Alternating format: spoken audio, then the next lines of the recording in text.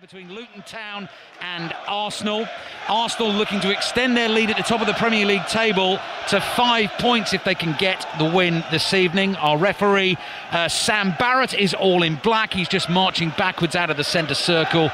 And we have vivid colours on show this evening. Arsenal are in change kit. It is the lurid yellow with the black wavy lines all over it, the dark blue shorts and the bright yellow socks. Long ball being played downfield by them, having kicked off this game. Ross Barkley's heading it to his right-hand side, and Issa Kabore is clearing for now for Luton. They're defending the goal away to our left in front of the Kenilworth Road stand, packed with Luton Town fans. They're in bright, vivid orange shirts, a dark blue short for them, and bright orange socks. Clearing again from the dead ball line up towards Elijah Adebayo, starting at centre forward for Luton tonight. Carlton Morris has been ever present in the Premier League up until this point, but he's on the bench this evening. Adebayo is the central striker. David Raya, all in blue, has the ball at his feet. Very calmly plays it out to Gabriel. Jakub Kivior, the Pole, is starting at left back for Arsenal. He brings the ball in field, plays it across the Arsenal half. And now Ben White on the right-hand side looking for a little 1-2 with Bukayo Saka, who's reached a landmark this evening. His 200th appearance for Arsenal at the age of just 22. I was just looking up his debut before the game as a 17-year-old substitute in the Europa League, November 2018, against Vorskla Poltava. I don't actually remember the exact game, but he's gone on to some pretty decent things with Arsenal, Matt Upson. Do you reckon he remembers that name? I think the name, no. Yeah. The game, possibly. He remember the game, maybe not the name. Yeah, exactly. No, it's an outstanding achievement, isn't it? Yeah. What a player. So robust, isn't he? The amount of games he plays back-to-back. I mean, he barely misses one, does he? I know he's had a couple of injuries this season, very minor ones, but he's so reliable, Bukayo Saka. Great atmosphere inside a packed stadium here. Arsenal bringing the ball forward at speed. Ben White back in the team because Tomiyasu is out with a slight calf injury, so not involved this evening. Kivior plays across to Martinelli. Martinelli's going to try and use his pace to burst past Kabore. Then he darts inside and he's fouled. And it'll give me a chance to run you through the teams very quickly before Arsenal take the free kick. So we're a couple of minutes in. We know that Wolves are leading Burnley by 1-0. Hwang Hee-chan has his 8th goal of the season. That one kicked off at 7:30 this evening. Commentary of that game is over on the BBC Sport website and app, and that is because on Radio 5 Sports Extra, the big one in the Women's Nations League, England leading Scotland by 1-0, and for them so far so good because it's still goalless between the Netherlands and Belgium. England win the group if they beat Scotland and the Netherlands drop points. If the Netherlands win, then England have to score a whole host of goals. So that game is over on Sports Extra. Free kick for Arsenal. Declan Rice runs towards it, then stops dead. So all the players just have to make their way back. And then Rice curls that ball in towards the penalty spot. It is headed up and away. Kabore doesn't get much on the second header, but Ross Barkley saw the danger. Then has his foot trodden on by Havertz. Doesn't get the free kick. Arsenal get the throw, but the referee stops the game. You mentioned Ross Barkley, Matt, just before we kicked off. I'm looking forward to watching him again.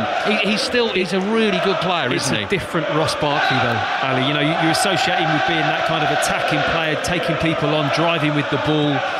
He's not playing like that for Luton. He's sat in front of the back four like a midfield maestro, calming things down, long-range passing, just keeping the ball and keeping possession for Luton, which is essential, certainly in a game like tonight. In the Women's Nations League, there's now been a goal in the game between the Netherlands and Belgium. Charlie Slater. It changes everything. The Dutch have taken the lead. It's 1-0. It's Beerenstein who scored the goal. I thought she might have been offside, but because they lead, they now go back on top of the pool. They are top, and England now need to go goal crazy at Hampden. It's 1-0 to the Netherlands.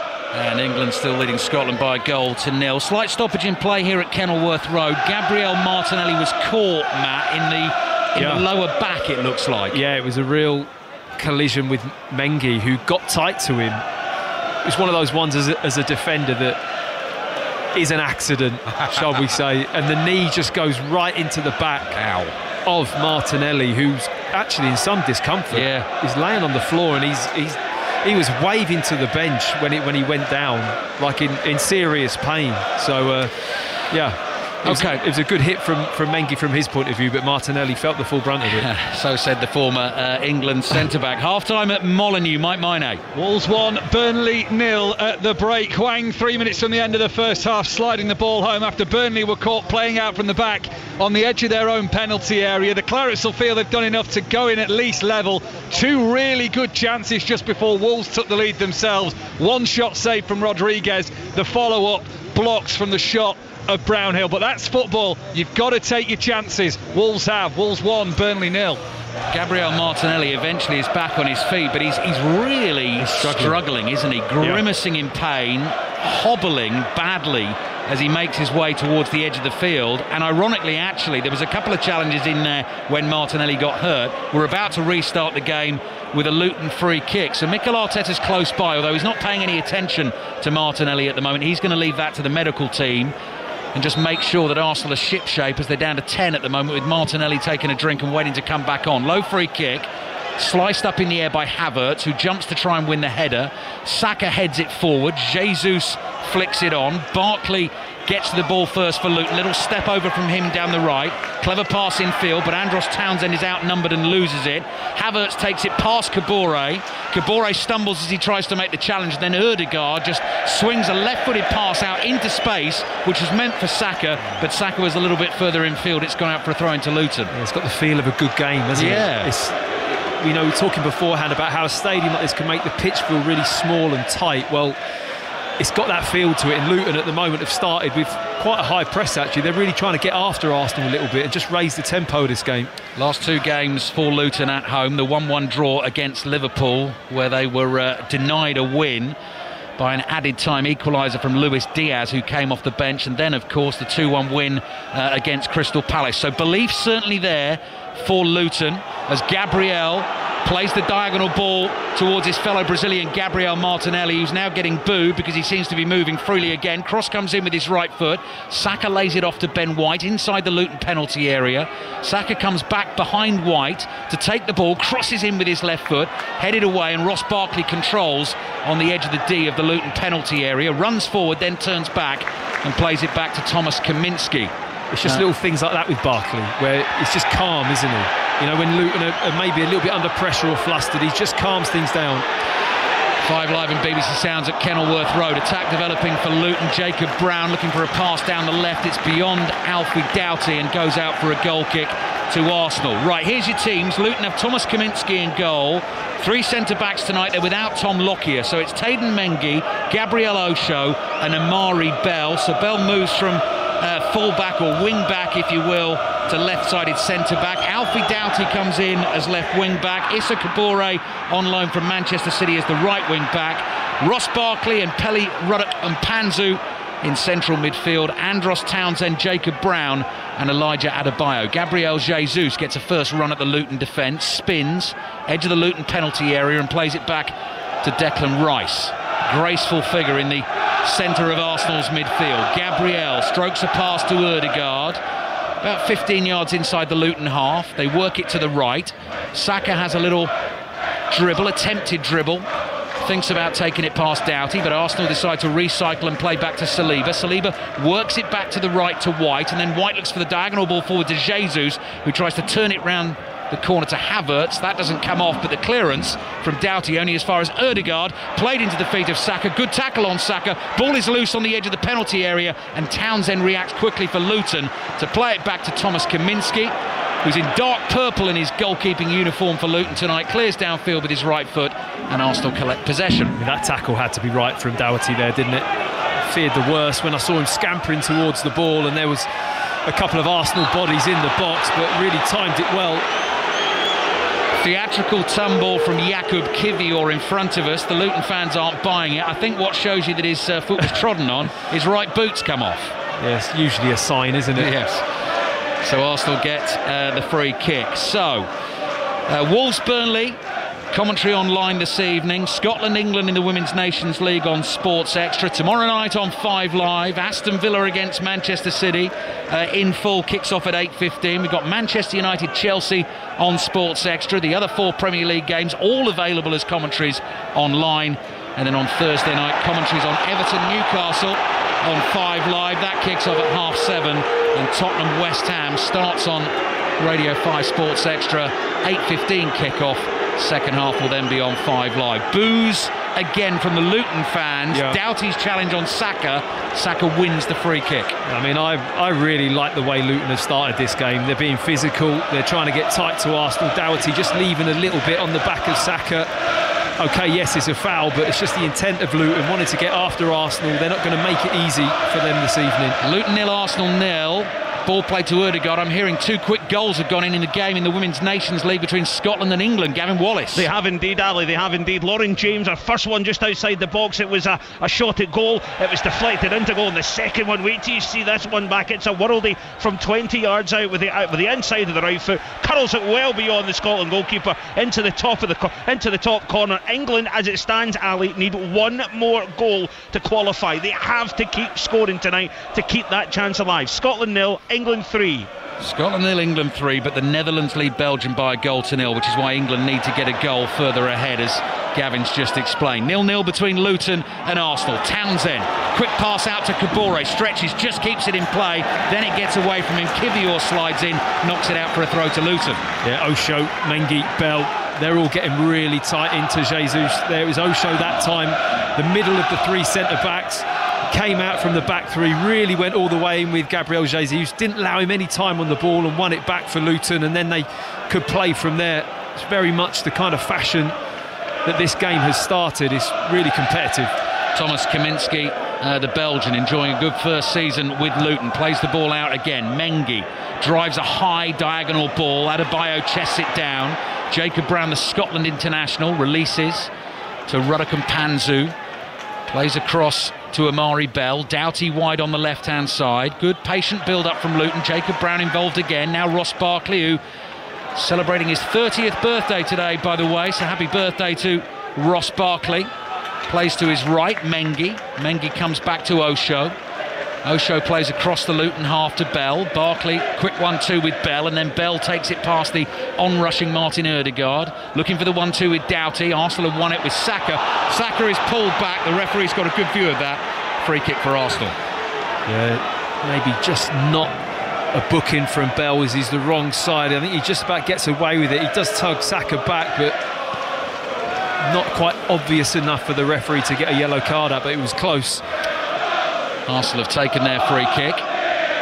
Ball at the feet of William Saliba, across to Gabriel, his fellow centre-back, looking to get Martinelli away down the left. Martinelli never going to catch that, and it ends up at the feet of Thomas Kaminski. And of course, Matt, Kenilworth Road, the ground where you cut your teeth, really, didn't you, as a young professional footballer? Yes, I remember it really well. It hasn't changed that much. It really hasn't. We had a good wander behind the main stand when we got here, where the little media lounges. It's got the same laundry. We used to clean boots, and very, very similar. Yeah, good memories. Osho volleys a ball over his head back into his own half. The funny thing you were just telling me, I think I'm allowed to say this on air, Matt, is that when the mascots didn't turn up before the game, you had to put the giant costumes on as the apprentices and run out there. And somebody did sometimes, yeah. If he didn't turn up, then it was generally one of the apprentices with, I think it was Harry the Hatter. Harry the Hatter. Yeah. So you have been Harry the Hatter? No, I haven't. Oh, you haven't? I never volunteered. Oh, Matt, you'd have been a great Harry the Hatter. Flick on towards Adebayo. Good chase from Adebayo. Saliba's trying to hold him up. Adebayo into the Arsenal penalty area. Then Saliba gets his body in the way. Luton still have it on the left, though, with Doughty. Doughty fires it back to Barkley along the floor. Barkley has got Ødegaard right in front of him. Slides a pass down the inside left channel. Saliba's got it covered. Gets his body in the way again in front of Jacob Brown and lets the ball go behind for the goal kick to Arsenal. Harry the Hatter. Yeah, well, there's just a little flash there from Adebayo with a bit of pace, wasn't there? I thought he was going to get the wrong side of Gabriel for a moment there. He just managed to reel him back in, but yeah, Harry the Hatter would have got there. Yeah. He would have got there. Yeah. It was hot in that suit, though. Just as a trade-off for that, Matt, I'll let you know that many years ago I used to work at Euro Disney back in the early 90s, probably when you were taking football very seriously as a young man. And I was too tall for Mickey Mouse, but too small for Pluto. Snow White? could have been one of her friends, couldn't you? Here's Jacob Brown on the left for Luton, running at these Arsenal defenders into the penalty area. Good cross into the near post, blocked by Saliba. Declan Rice pokes a clearance away, only as far as Doughty. Another cross comes in. Ben White's there this time. White's volleyed pass reaches Saka. Arsenal know they're in for a battle this evening. Every team that's come here, I mean, Luton have not been beaten easily at home. They've had the 1 win against Crystal Palace, the 2 draws against Wolves and Liverpool, denied late on by Liverpool, as I said. 3 defeats against West Ham, Burnley and Tottenham, but all 3 of those defeats only by a single goal. And this is Luton 0, Arsenal 0. Ben White just on the edge of his own penalty area, walking pace. Then Jacob Brown just starts to move towards him, so White plays it into a central area to Saliba. Saliba to Raya. Raya forward to Rice. Rice is closed down by Barkley high up the field, plays across to Gabriel. Little back heel from Gabriel, then side-footed ball to Rice, and Arsenal work their way out quite beautifully. Ødegaard to Kivior. Back it comes to Gabriel. This being played right under our noses. The gantry, the commentary positions here is fantastic. You're right above the touchline on one side of the field. So when it comes this side, beautiful view of it. I mean, you just feel on top of the play, don't you? It's superb. We're probably, 3 or 4 metres from the touchline, really. Here's Ødegaard again. This is all still inside the Arsenal half, keeping the ball. And then Saliba comes creeping forward. Ødegaard says, give it to me again. Curling pass over the top. Jesus takes a tumble just outside the centre circle. Havertz was chasing the ball through. Kaminski got it first. Up to Kabore. Ødegaard in with a tackle. Oh, Gabriel tackles Kabore. Gabriel then leaps in the air and spins down onto the floor, holding his right leg in pain. And the ball has come off Gabriel, and I think it went out for a Luton throw. I mean, I think that's probably the 3rd time in this game that Luton have been really quite physical, but in a competitive way, not in a real overly physical way. It was a fair challenge for the ball. We just caught a little bit of Gabriel, but yeah, they're pressing high, aren't they? They're not kind of setting back and letting Arsenal have the ball. It's quite a brave move from Luton and Rob Edwards. Scotland-England, been another goal. Gavin Wallace. Right on half-time, Ali, as well. Beth Mead has managed to get that 4th goal that England need to get themselves through to the Nations League finals. It's been all over for England. They have been absolutely on top of Scotland for this entire match so far. A brace from Lauren James opened it up. Alex Greenwood's got one on the score sheet as well. And as it stands, Ali, England will qualify for the Nations League finals and that chance to qualify for Team GB for the Olympics. Half-time, Scotland 0, England 4. Yeah, that is what's so crucial in terms of what is riding on that game. Beautifully explained by Gavin. Netherlands leading Belgium by 1-0, so England need to win if the Netherlands win by 3 more goals, and that's exactly how it stands at the moment. This is Luton 0, Arsenal 0 in the Premier League. Wolves 1, Burnley 0 at half-time. Complete miscontrol by Ben White, took his eye off the ball, and the pass has rolled right past his right foot, gone out for a throw into Luton, and got a massive roar from the main stand opposite us. Throw in Luton, right on the halfway line on the left. Doughty takes it, throws it into the ground. Barkley's trying to get away from Ødegaard. He's knocked off balance, tumbles to the floor, and wins a free kick for Luton. Netherlands-Belgium half-time in the Women's Nations League. Charlie Slater. Where the Dutch lead by 1-0. The atmosphere's gone from nervy to relaxed, back to nervy again. When England scored that 4th, we saw the Dutch head coach go to his bench and shake his head. He knows the score. It's 1-0 at half-time here. Thank you, Charlie. Ødegaard rushing in to make another tackle, trips Amari Bell. That'll be a free kick for Luton. 18 minutes into the first half, no clear chances in the game as yet. And Luton are going to send players forward for the free kick from deep, but then it's played short to Pelly, Ruddock and Panzu, who's been with the club all the way through the ascent right from the National League all the way up into the Premier League this season, and there he is starting in central midfield alongside Ross Barkley. Long ball forward by Kaminski, headed up in the air by Jacob Brown. Declan Rice takes control for Arsenal, traps it, plays it back to David Raya.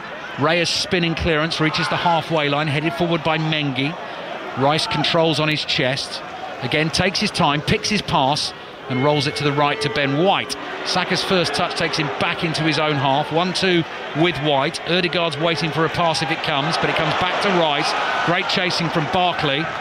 Arsenal keep it away from him though, and Havertz plays to Rice again. Here's Saliba inside his own half. Slight miscue pass, but enough on it to get to Kivior. Yeah, it was nearly hit Townsend, that pass. He tried to play it first time, Saliba, with his right foot and just sweep the ball out to the left, and it ended up finding its way out there, but it could have easily just ricocheted off Andros Townsend, who was bearing down on him really quickly.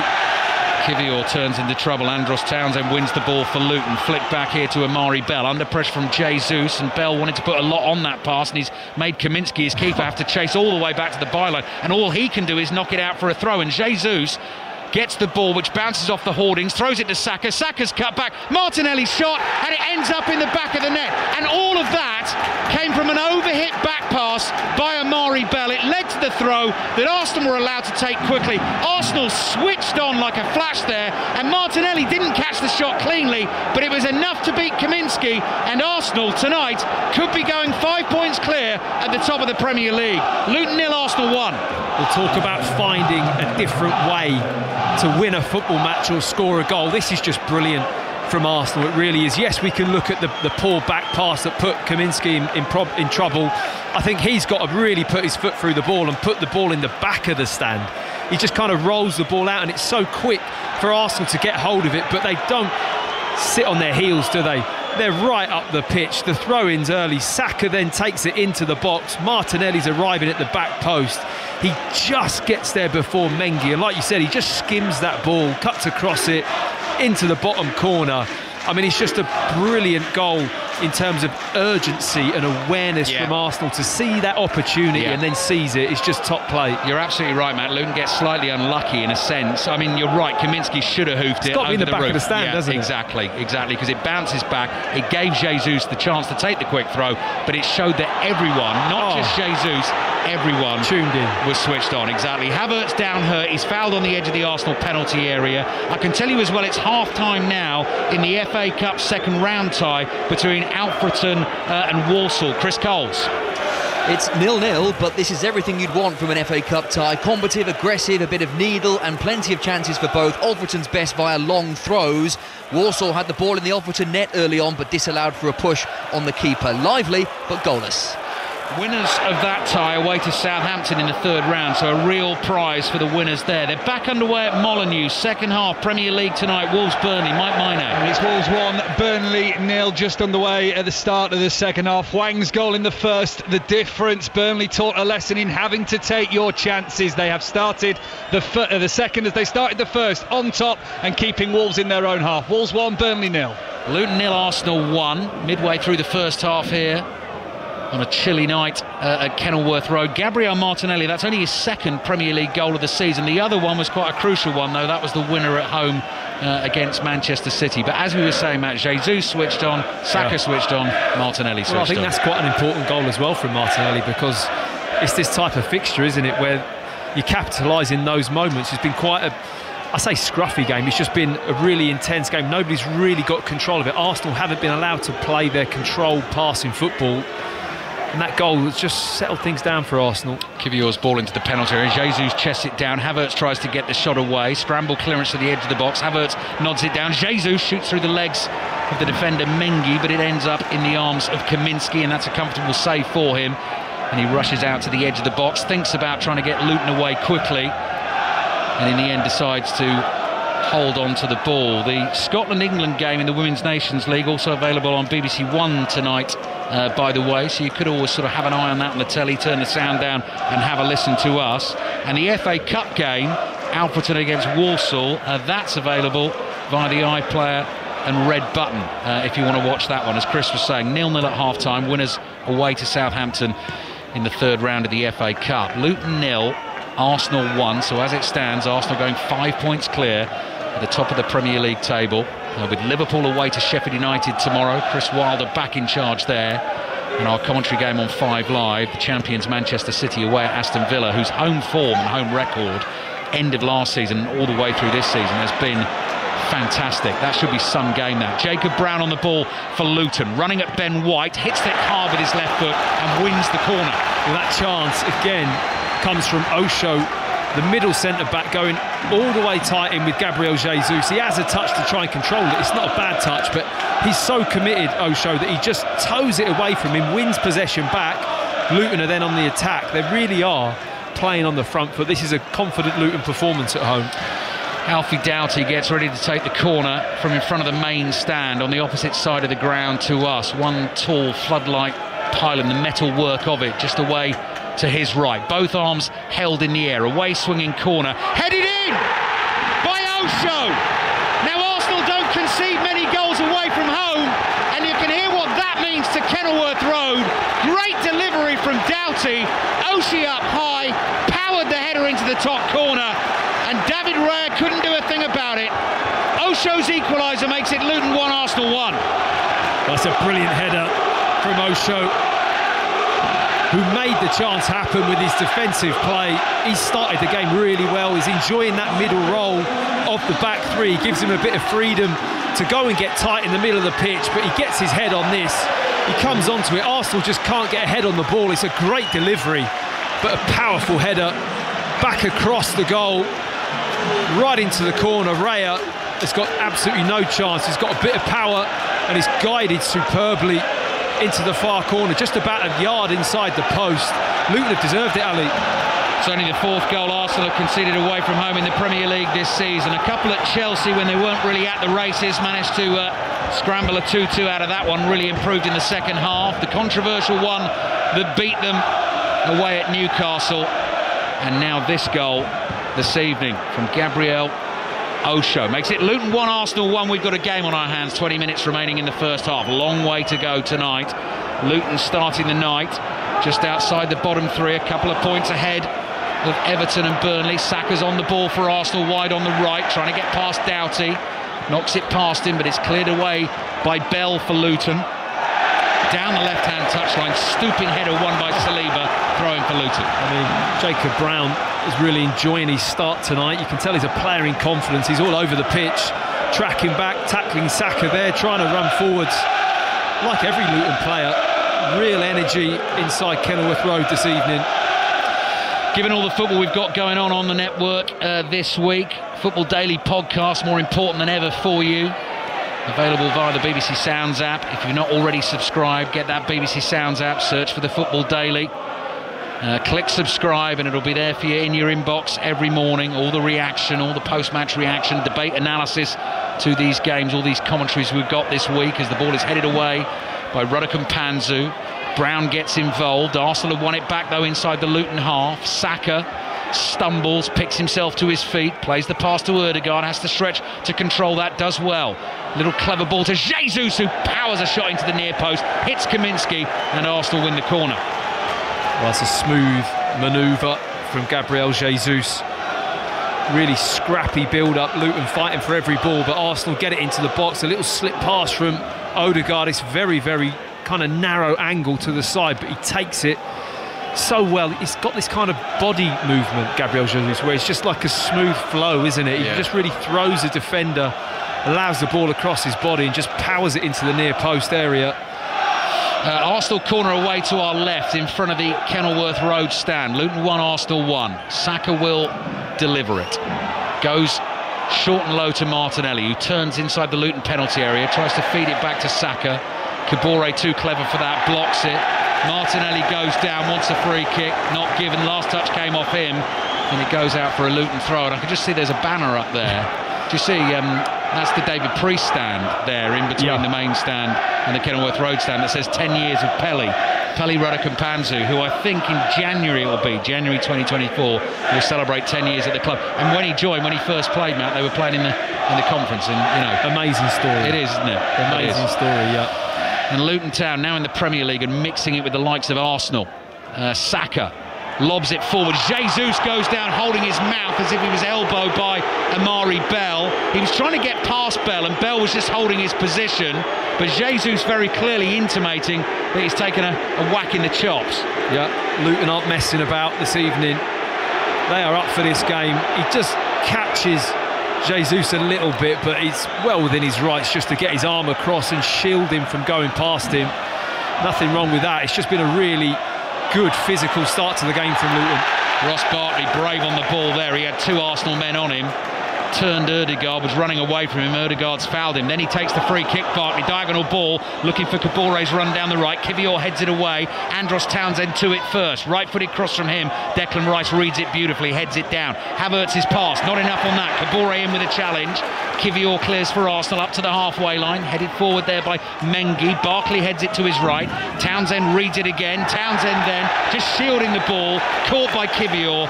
and wins Luton another free kick. And it's the experience of the likes of Barkley and Townsend. It's fascinating to watch. Yeah, I think they've just rattled Arsenal a little bit, to be honest.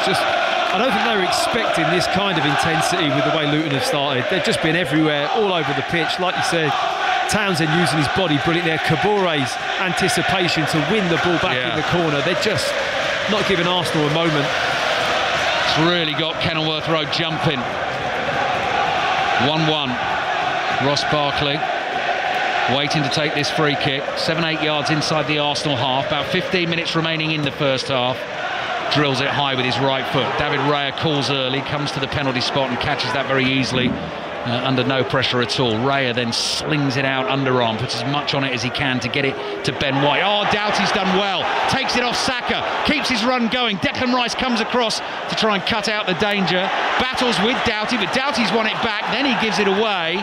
Passed it straight to Ben White. Saka's under pressure. Arsenal being closed down inside their own half, and eventually they do win the goal kick. How many times have you seen a player take the ball off Saka like that this season? I haven't seen it yet. I mean, that was just a real gamble, maybe a bit of a risk from Doherty, but it paid off, and every time it's happening, it's just lifting the crowd inside this ground. Very cut-tie-ish, isn't it? It really is, Matt. Yeah, it's got exactly that feel about it. David Raya smashes it straight down the middle of the park. Havertz jumps for it, doesn't win the header. Andros Townsend lays it off, but intercepted by Gabriel Jesus, and Jesus is speeding forward for Arsenal into the Luton penalty area. Rolls a pass with his right foot to Martinelli. Good save, Kaminski at his near post. That was hit with real power by Martinelli. Danger not clear yet for Luton. Jesus again lays it off to Ødegaard. His shot is blocked. The ball spins straight up in the air. Martinelli sticks a toe out, controls it with his right foot. He's got Kivior behind him. Kivior's under pressure, and Kivior's just rolled the ball out of play for a throw-in to Luton in their right back position. Good save that, Matt. Super save. Had to be strong with his right hand, Kaminski. Really good work from Gabriel Jesus on the left. Just pops the ball inside to Martinelli, who's on the run. He hits it with his left foot, and that's going just inside the post. Quite high up as well, mid-goal shall we say, but the goalkeeper gets across quickly, and it's a strong right hand. Oh, that's a bit late from Jacob Brown on Gabriel. You could probably hear the contacts on our microphones here. That challenge has happened just beneath our commentary position. Both players racing for a loose ball. Gabriel got there first to play it back to his goalkeeper and took a bit of a whack. Yeah, the reaction of Jacob Brown, instantly walked away, knew the yellow card was coming. He absolutely smashes Gabriel here. Yeah, he's late, and he catches him on the inside of his ankle. It's a proper centre-forwards tackle. He actually catches him a little bit more with his trailing leg. If it had been his lead leg, I think it would have really hurt him.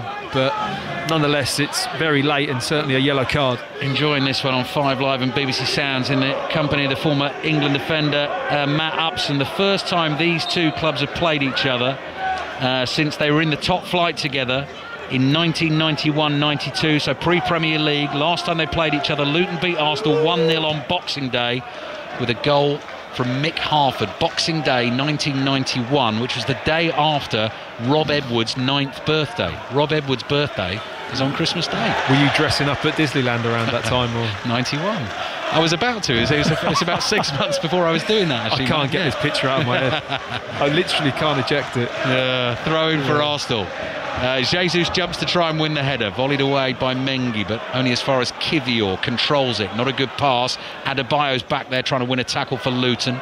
Townsend stumbles, the ball comes off his right foot, and it goes out for another throw-in to Arsenal. But Arsenal, in terms of sort of winning games at Luton, I mean, if you go back to that era, it was a tough place for them to play at. So they've not won at Luton in their last 10 games in all competitions. Their last win here was back in January 1984, and when I looked this one up, they won 2-1. Kenny Sansom and Tony Woodcock were the goal scorers. Now that really does remind me of being a young lad watching my football in the 80s and sticking the likes of them in my sticker books. I mean, the game in '91 must have been an AstroTurf at that point. Maybe might not have been here yet.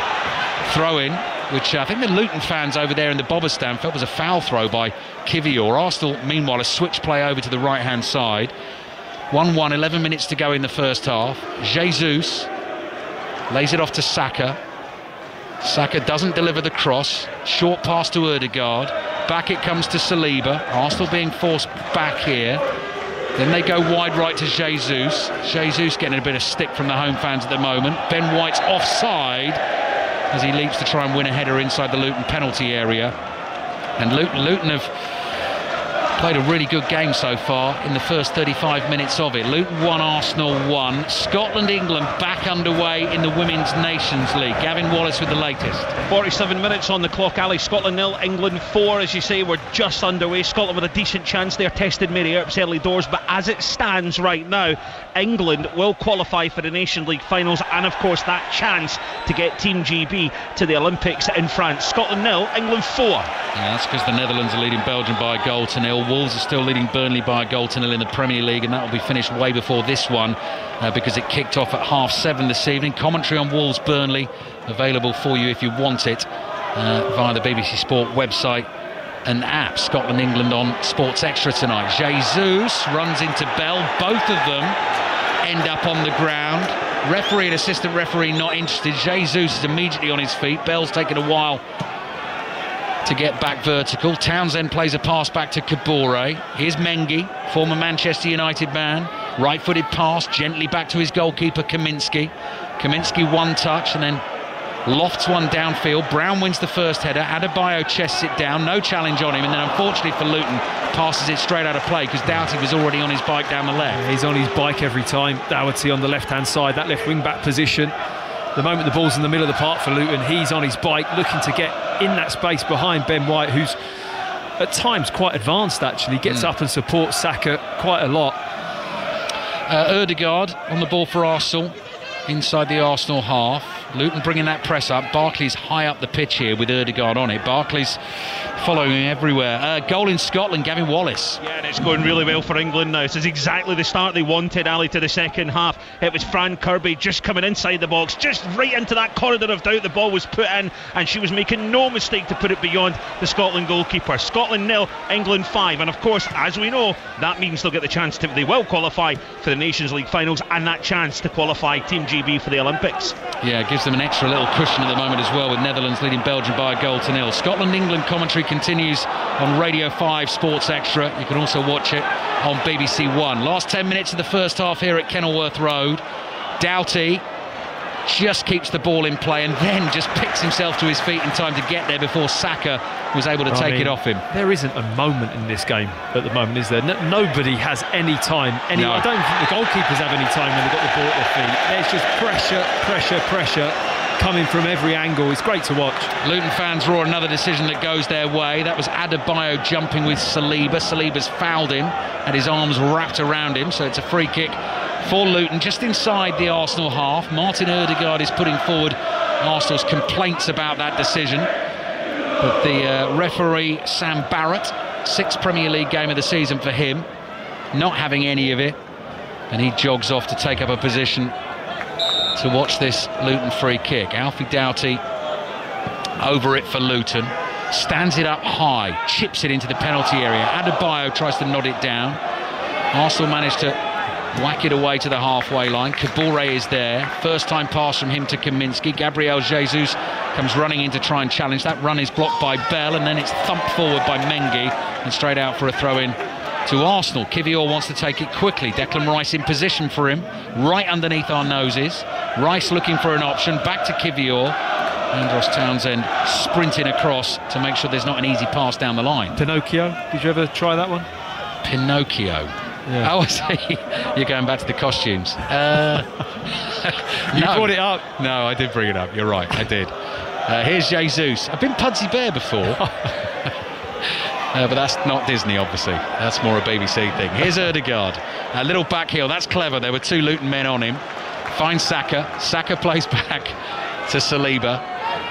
Saliba with Luton backing off. Brings it up to the halfway line. Lovely pass from the left boot of Declan Rice. Bounces once, controlled by Saka. Saka running at Amari Bell. 2 step overs, left-footed drive. Kaminski palms it away. Kabore backheels it up in the air, and it goes behind for an Arsenal corner. I think the moment that pass from Declan Rice went out to the right, it was such a good left-footed pass that I don't think Luton were quite set up for it. You knew there was going to be trouble.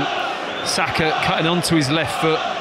It's hard to stop him coming inside when he's got that kind of space. It's near on impossible, and it was a good shot And Kaminsky again, really good save. Yeah, Saka hit that as early as he could, and he was slightly unsighted, Kaminsky, so he did well to get there. Good two-handed save, and eventually volleyed behind for the Arsenal corner. Luton 1, Arsenal 1. Curled in from the left into the near post. Ball's loose inside the Luton box. Hoisted up in the air. Townsend jumps and completely misses it. Havertz can't win it for Arsenal. Luton will bring it out. Finds Townsend. Townsend down the right here to Kabore. Kabore's chased by Kivior. Tackled by Kivior. And it goes out for a throw into Luton. Attacking position on the right-hand side. But we now have Luton player down. Peli Radakampanzu is down, who seems to have been hurt as they were challenging for that ball inside the Luton penalty area. So we're going to get a slight stoppage in play. Yeah, I think there's a real... Ooh, is there an arm in there? Yeah, there's a little loose arm from Adebayo, wasn't it? Just defending that set play, but it was one of those that just hits him on the arm as they're competing for the ball. I think it obviously was looked at. I think also, it maybe came off Adebayo onto his arm as well, possibly. So, right. Netherlands-Belgium in the Women's Nations League, so this crucial for the Scotland-England game as well. Here's Charlie Slater. 52 minutes on the clock. The Dutch still leading by a goal to nil, but this one is so stretched now. Netherlands know they need a couple of goals, and that means they're throwing everything forward, and Belgium have nearly just scored at the other end. A brilliant free header for Tessa Villard has been knocked by the outside of the post. Glaring miss. Would have been even better news for England, but as it stands, still good news. 1-0 to the Dutch.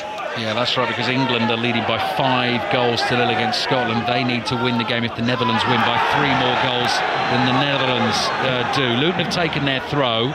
Andros Townsend challenged by Kivior. Havertz in with some quick feet just outside the Arsenal penalty area. Played back to Rice. Rice launches it high and long down the left. Martinelli jumps, beaten in the air by Mengi. Headed out for an Arsenal throw. Let's check back in at Molineux as well. Wolves against Burnley. Mike Maine. Wolves looking for that second goal. They very nearly got it. Craig Dawson getting the better of Josh Brownhill in the penalty area. Put the ball right across the 6-yard box. Needed a touch. No one there. Couldn't connect. And Wolves missed a big chance to double their lead. Burnley haven't had as many efforts in the second half as they did in the first. It is still Wolves 1, Burnley 0. Great skills by Ross Barkley here on the edge of his own penalty area. Loses Gabriel Jesus. Plays it forward to Andros Townsend. Tries to find Kabore down the right. Intercepted.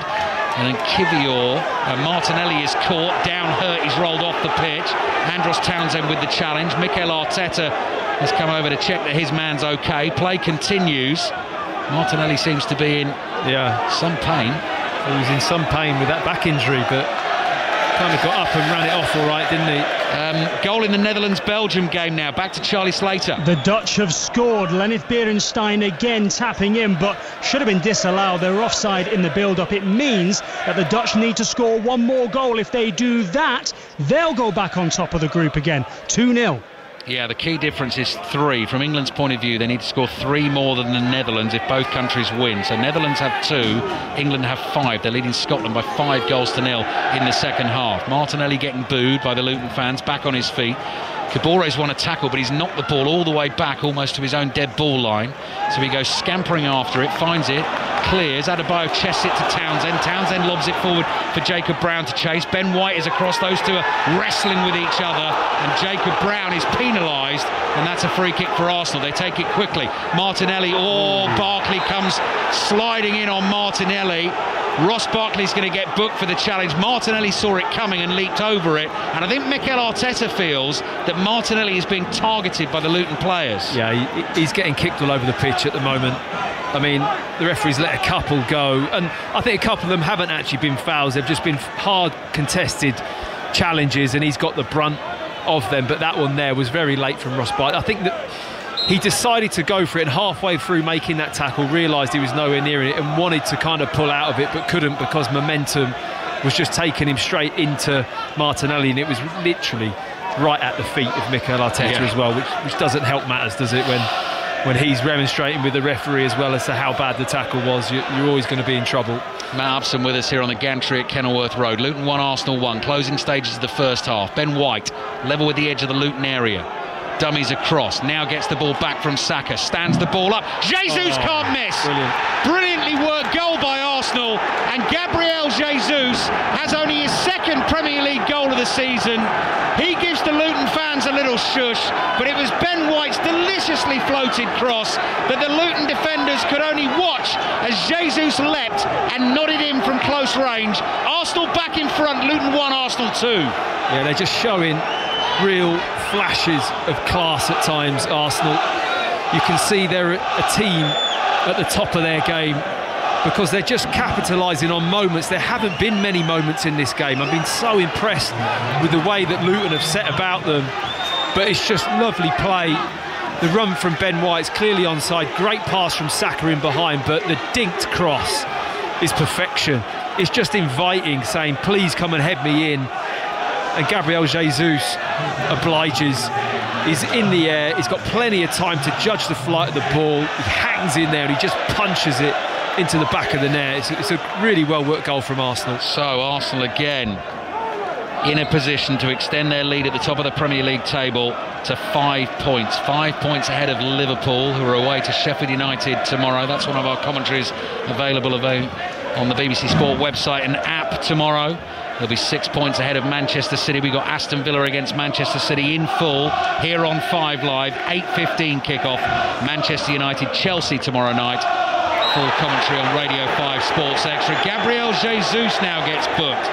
So having just celebrated scoring the goal, he's followed Ross Barkley all the way across the halfway line, brought him down, and that's the first Arsenal booking of the evening. So Jacob Brown and Ross Barkley booked for Luton, Jesus booked for Arsenal. Yeah, it was just so blatant, the foul, that I think the referee just thought, well, he's just nowhere near any intentions to try and win the ball. He's just fouled Barkley as he's running away from him. So the yellow card came out, but yeah, really competitive game, I have to say. Very enjoyable first half. 3 goals in it. Arsenal having the better of it, leading 2-1. Doughty's spinning free kick, headed away by Kivior. Bounces in front of Martinelli. Kabore gets his body in the way, gets to that ball as well, and side foots a meaty pass back to Kaminski. Just outside his penalty area on the right. The Luton keeper smashes it downfield. Gabriel heads it away. Havertz controls, flicks it over his left shoulder. Then it becomes a 50-50. Well won by Mengi, just took it past Havertz in the nick of time. Ball forward by Kabore is past Adebayo, nothing he could do about that. And Declan Rice gets onto it for Arsenal and starts to pick up a bit of speed and runs from left to right across the Arsenal half. Wide to White, Saka is trying to turn Doughty.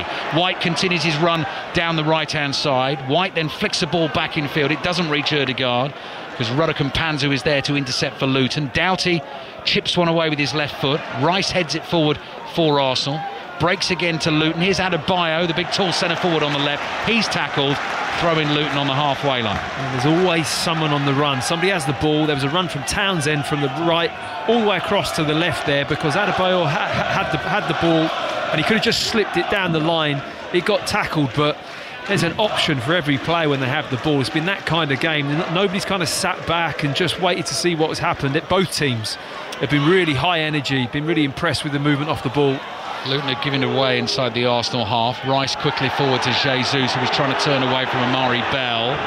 Felt he was held, sits down in sort of protest at the referee, looks at him, doesn't get the decision, so quickly gets to his feet, then chases Barkley. Now, both these players are on a yellow card, and Barkley's enjoying having Jesus chasing him around and trying to draw that challenge, isn't he? And just wondering whether Jesus might lose his cool. Long ball down the left. Doughty controls that brilliantly on the run and has Ben White backpedaling. Then the cross comes in, hits Ben White and goes behind for a late Luton corner in the first half. And how did Luton score their first goal? On this side as well, wasn't it? Delivery from this side. Doughty with his left foot wants to curl this one in. I mean, I thought he could have come inside to get the better angle, but he went on his left foot to get that block from Ben White to put it out for a corner. But this is a great chance for Luton just before half-time. 90 seconds remaining in the first half. It's going to be a short run from Doughty at the ball. Here it comes, corner in from the left. Same spot he was aiming for as well. This time Arsenal managed to head it away. Ruddock Panzu lobs a pass to his left. Havertz intercepts, volleys it away. Shot from distance from Mengi straight at Raya, who clutches that to his chest, then falls to the ground in the 6-yard box. By the way, Matt, I was just thinking that cross, that lovely cross, the little stabbed right foot under the ball from Ben White to create that second goal. White's not been started the last 3 games. Tommy Yass's been in, but White's come in tonight and, does that. Yeah, I mean, playing for the jersey, really, aren't you? Because this is how competitive. You've got two players in that right-back position in Tomiyasu and White, who are probably very similar, aren't they? I think Ben White's really played well tonight so far. Havertz knocked over just inside the Luton penalty area after doing a few keepy-uppies. Tayden Mengi was having none of it. Saliba heads the ball away for Arsenal. It falls to Adebayo. Jesus comes sprinting back, thinks about making a challenge, then remembers he's on the yellow card, so just laid off it and just decided to sort of stop the momentum of the move. And now Luton on the ball, back in their own half, and their goal scorer, their centre-back Gabriel Osho, plays it to Mengi. Mengi goes long to the left, and Ben White's got it covered, heads it out for a Luton throw. 5 seconds remaining in the first half. No time remaining in the first half, because referee Sam Barrett blows the whistle loud and clear in the cold night air at Kenilworth Road. And it's been a really entertaining first half as well. Arsenal taking the lead through Gabriel Martinelli. Quick thinking from a Gabriel Jesus quick throw. Then they conceded from a set piece. Gabriel Osho with the header. But then they got themselves back in front. White's delicious cross. The Jesus header should be a good second half, Matt Hobson. Yeah, it felt like we had to wait a long time for the first one to start. This 8:15 kickoff. We've been standing on this cold gantry, but that first half of football hasn't disappointed for me. I think it's been highly entertaining. And if I'm honest, I think Luton must be delighted with how that half's gone. I know they're 2-1 down, but they've just played brilliantly. Rob Edwards will be going in at half-time and saying more of that in the second half, please. As it stands, Arsenal will be going 5 points clear at the top of the Premier League table tonight, but plenty of football still to be played here at Kenilworth Road. Half-time, Luton 1, Arsenal 2. And we'll get the thoughts of Thea Walcott on that very shortly. We'll be back with Alistair Bruce-Ball and Matthew Upson for the second half at Kenilworth Road, where Arsenal do have that advantage. But it is very, very tense for England's women. They're in action against Scotland at Hampden. As things stand, Gavin Wallace, they will qualify for the Euros. The Olympic team will qualify for the coming Olympics in Paris. Oh, but it's nervy. It isn't half nervy, especially with what's going on in the Netherlands. But let's not take anything away from how England have been tonight. They are still 5-0 up at the moment here in Hampden. They've been pushing, they've hit the post, they've hit the bar, they've had a great Alex Greenwood, a free kick from 25 yards out, which Lee Gibson saved magnificently well, way up to our left hand side. So I think the sixth goal is probably coming. It's not a case of when, not if, it's a case of when. We've had Alex Greenwood on the score sheet already, Lauren Jones with 2 in 2 minutes. The second you really had, I don't know if you've seen it or not, but the second is from 20 odd yards. It's a worldie. She wraps her foot round about it, and again the Scotland keeper's got absolutely no chance as well. The big thing as well tonight, Beth Mead, I think, back for the first time in about a year or so. It's her first start in a long time. She's on the score sheet tonight as well. So England really, really looking good for it at the moment. Just as Scotland are trying to attack, but they really haven't really gave us that much to really worry England at the moment. But 65 on the clock, Scotland 0, England 5. And that result, Gavin, means that England's eyes will be on the Netherlands game against Belgium, because England need more than a 3-goal difference in terms of the scoreline that they have against Scotland and that the Netherlands have against Belgium. So how are they getting on, Charlie Slater? Well, we've played 64 minutes. It's 2-0 to the Netherlands. Single goal for the Dutch would do it for them and put them back on top of the pool. It is that tight. Like in the first half at Wembley on Friday, it is the Beerenstein show. 2 goals tonight, just like the brace the other day. One around 10 minutes before half-time, one around 10 minutes the other side of the break. It has been incessant Dutch pressure on that Belgium goal, and it does look a matter of time before they score again. And look, I know, Kelly, this isn't good for the nerves of anyone with England at heart, but you can't beat the tension of live sport, because here come the Dutch again, nearly one-on-one with the goalkeeper, cleared away as they continue to break down the left-hand side. We've played 20 minutes in the second half, little 1-2. This could be the moment here that puts them back on top as they play the ball across the edge of the 18-yard box. Low shot, falls to Beerenstein, cleared away before she could get a hat-trick. 2-0 to the Dutch. See what I mean? Tense, innit? It is extremely tense. England doing everything they can then. They're 5-0 up against Scotland. We were hearing from Gavin Wallace. It sounds like that next goal is coming for England. But as Charlie's been telling us, it sounds as though the Netherlands are going to add to that 2-0 scoreline against Belgium. England need to better the Netherlands scoreline by 3 or more goals. As things stand, they are heading to the Euros on goals scored. The Netherlands get 1 more though, and England will miss out unless they add to their tally. We're across all of that this evening in those games. We're also keeping an eye on everything that's happening in the Premier League, where Wolves are taking on Burnley. That was a 7:30 kickoff at Molineux. Mike Mine's watching. Wolves 1, Burnley 0. Burnley, though, here, if you want to stay with me, have a dangerous free kick 25 yards from goal to the left of the D. Moments ago, Wolves had one of their own in a similar position, which Sarabia made James Trafford save and tip round the post. Wolves been better in the second half than they were in the first. Hwang's goal is the difference between the two sides, and a lesson Burnley have been taught about taking their chances tonight. Can they take this one then, as the free kick deflects over the bar and behind for a corner? It's got a little bit of a spice about it, this game, in the second half too. We've had 6 yellow cards, 5 of them handed out to Burnley in this second half, which added to Josh Brownhill's within the first 2 minutes. Wolves have also picked up one for Lamina. Still in this game, 10 minutes to go. Wolves 1, Burnley 0. Mike, thank you very much for that. And let's check in on the FA Cup second round match that's taking place. Alfreton against Walsall. Chris Coles. 68 minutes gone here in what has been a really competitive cup tie. Still waiting for the first goal. Lively first period. The second, much more circumspect. No shortage of intensity, just a shortage of the chances which came so freely in the first half. The League Two side Walsall beginning to take more control in terms of possession, but they're not doing a great deal with it. And Alfreton have brought on some big substitutes. It's quite clear what their game plan will be as we enter the final 20 minutes of this second round FA Cup tie, and still very much anyone's. Alfreton, non-league Alfreton 0, League 2 Walsall 0. Chris, thank you very much. In the Scottish Premiership, it's currently Ross County 3, Motherwell 0. Just to round up what's happening in the Women's Nations League. So as we know, England, as things stand, heading towards the Nations League final, and there are 2 other full-time scores to give you from matches a little bit earlier. In Belfast, it finished Northern Ireland 1, Republic of Ireland 6, and in Swansea, Wales and Germany drew 0-0. Coming up, we'll keep you up to date with all the games that are taking place at the moment, and we'll bring you second half commentary of Luton against Arsenal. That's after the BBC News with Nick Hatfield. Listen on BBC Sounds. This is BBC Radio 5 Live. Good evening. The Home Secretary James Cleverly says a new treaty with Rwanda addresses the concerns of the UK Supreme Court, which last month ruled the government's asylum plan was unlawful. The court said the policy, which would see some migrants sent to Rwanda, was open to breaches of people's human rights. Mr Cleverly has been in Rwanda to sign the treaty. We've put both processes and structures in place which give us the reassurance of the integrity, the impartiality and professionalism of the Rwandan judicial system, and also about non-refoulement. And that is basically a technical term that says that Rwanda will not deport people who have been sent here.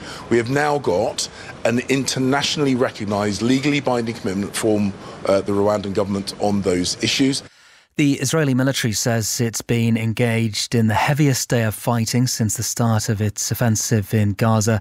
Troops have entered the city of Khan Yunis and surrounded a refugee camp, which it claims is being used as a Hamas base.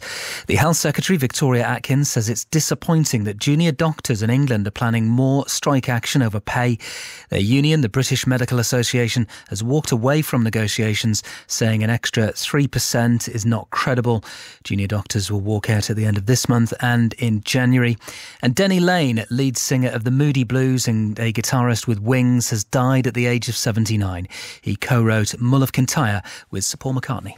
BBC 5 Live. The voice of the UK. Win the headlines. On 5 Live Breakfast, we're giving you the chance to win the headlines. You can win your way into some of the biggest events of 2024. And tomorrow morning, there's another chance for you to win tickets to the Six Nations. Wake up with Rick and Rachel and win your way in. Win the headlines. On 5 Live Breakfast. Listen on BBC Sounds. This is 5 Live Sport with Kelly Cates. On 5 Live. Listen on BBC Sounds. As things stand, England are heading to the Women's Nations League finals.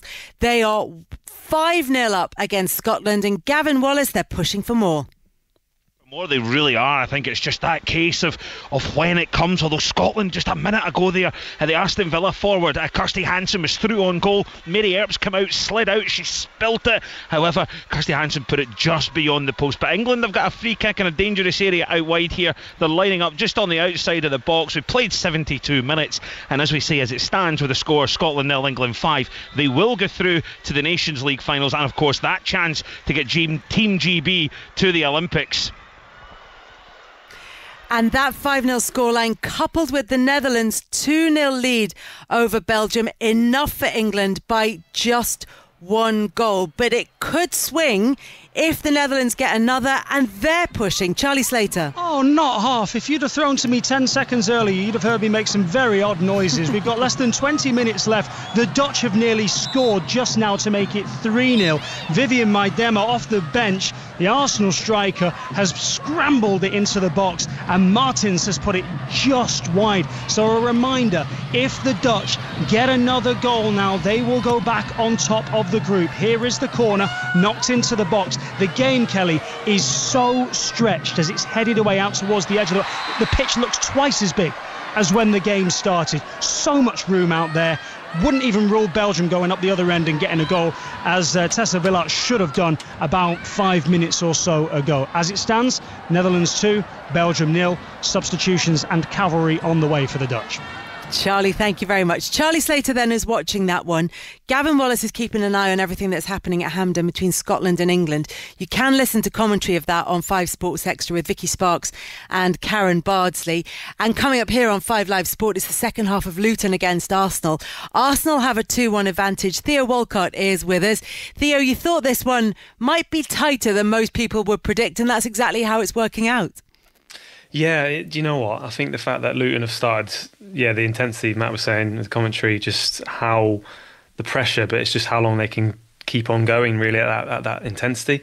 We'll be relatively happy. I'm looking at the first goal, particularly of Luton scoring, and when you see a player like Martinelli picking up Osho, I remember as a player, I never used to really want to sort of pick up the big centre-arse or full-backs coming into it, and I think probably need to rethink that, if you're being honest. If you look at the goal, Martinelli really doesn't really want to go up for it, but that's not really his job really, but that time of the game, it was his job. But what I've really enjoyed about Arsenal is Luton have frustrated them, but they still stick to their game plan. They've done essentially exactly what I said about the cutback, particularly for the first goal, which I really enjoyed.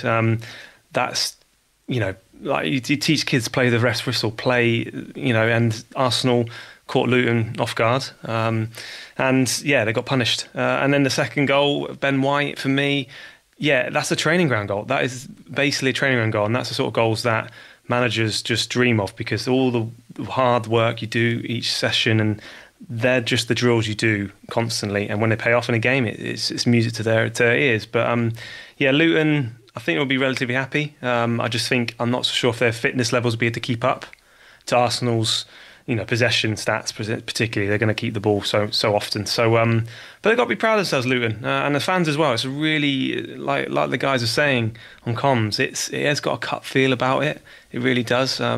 But I feel like Arsenal, will probably dominate the second half and get one, and it will just be a stretch too far for Luton.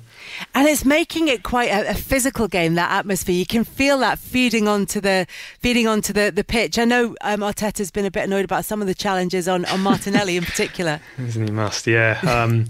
Mikel, he's still playing. It looks like he's still playing. He wants to get on that pitch, really, doesn't it? He's protective of his players, simple as that. And these players are used to getting kicked on regular occasions. They get up and they get on with it, and the best thing to is to quieten the fans and the opposition is scoring, like Jesus has done. Martinelli is trying to frustrate players. There's certain players that have been booked now as well, which need to be a little bit careful, because Arsenal's smart. They know how to essentially play the system, should we just say. It's an interesting game for the physical side of it. I think there's been a few naughty challenges left, but that's expected. You're at Arsenal Football Club, come to Luton, got to make it difficult for them, and Luton really have. So they've got to be really proud of their first half. But as things stand, Arsenal could be heading 5 points clear at the top of the league. They'll have their game out the way before their rivals manage to play in this round of games. They will have that experience, as we talked about, from last season, and they'll be using that in order to manage this game in the second half. You talked about fitness levels coming into this in the second half. Do we see Arsenal, do you think, using their bench? Oh, that's a good question. I mean, Mikel's not the sort of person that likes to make substitutions too often and early. But, you got the likes of Trossard on the bench, which, for me, I've been really impressed with.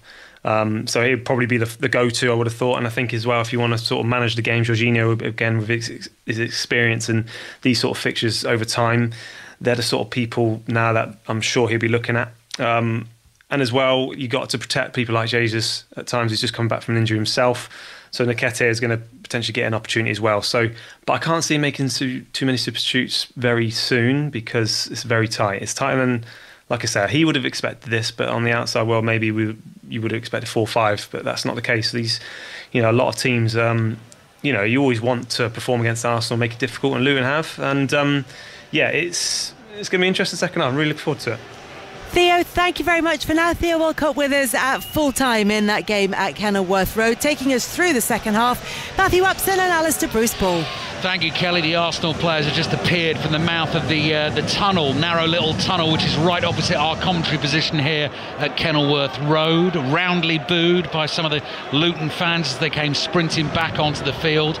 There's been a good edge to this game tonight, actually, Matthew Upson, hasn't there? Nothing over the top or silly or whatever. It's just like you said. It's like a cup game. It's been. Yeah, I think that's a good description. There's been an edge, hasn't there? Yeah. And at times maybe Luton have just slightly stepped over that, but on the whole it's been done in a very honest, competitive way, which is why there's not a lot of complaints really. It's just been a physical game. Andros Townsend in his bright orange Luton shirt rubs his hands together, claps them together to keep them warm in his short-sleeved Luton top. They will play from right to left in the second half towards the Kenilworth Road stand. Arsenal lead by 2-1. They're in change kit this evening. It's bright yellow with all the black wavy lines all over it. The dark shorts and the bright yellow socks. And their team, Arsenal, David Raya in goal. Ben White, William Saliba, Gabriel, Jakub Kivior, Declan Rice, Kai Havertz, Martin Ødegaard, Bukayo Saka, Gabriel Martinelli, and Gabriel Jesus, the scorer of the second goal, the close-range header, which has given Arsenal the lead again in this game. The Luton team, Thomas Kaminski in goal. The ball is being passed back to him at the moment by Gabriel Osho. He's being closed down by Jesus, clears with his left foot, and Jacob Brown flicks it on, finds Adebayo. Adebayo's pass looking for Townsend, intercepted by Gabriel, and Jesus knew he was in an offside position, so he's let it go past him, and it ends up back with Kaminski again. So Kaminski in front of him has got Tatum Mengi, Gabriel Osho, Luton's goal scorer tonight, and Amari Bell as the three centre-backs. Issa Kabore, the right wing-back. Alfie Doughty, who's had a great game on the left-hand side. We've enjoyed his battle against Bukayo Saka. Ross Barkley and Pelly Ruddock-Panzu in central midfield.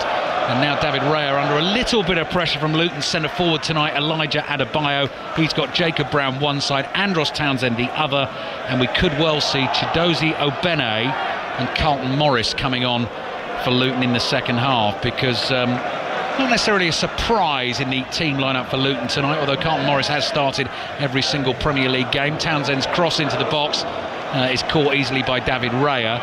But 4 changes tonight. It's a bit of a shake-up from what it's been, but those players can now come on. Yeah, I mean, the players that have come in haven't really disappointed, have they? I think Jacob Brown's really put a lot of energy into this game. Adebayo's held the ball up well at times and been a presence down the middle for Luton. Ball hits Gabriel Jesus from a clearance from Mengi. It runs straight into the arms of Kaminski. Had that fallen a bit more kindly, he could have run through clean on goal. Right, Women's Nations League ongoing this evening. Both games in the second half. England leading Scotland by 5-0. But what about the Netherlands-Belgium? Charlie Slater. They still lead by 2-0. The Dutch are 2 goals up. There's 10 minutes left. They need one more goal. And as things stand, that would put them through. Here goes Maidama again, who just a moment ago should have scored. Keeper made a good save. Then Beerenstein hit the side netting. Again, the Dutch need one more goal. They are knocking at the door. Thank you, Charlie. Keep us posted. Wolves still leading Burnley by a goal to nil in the Premier League. Here's Doughty getting the better of Saka this time, attacking for Luton into the box. Cross takes a couple of deflections. Declan Rice chests it down.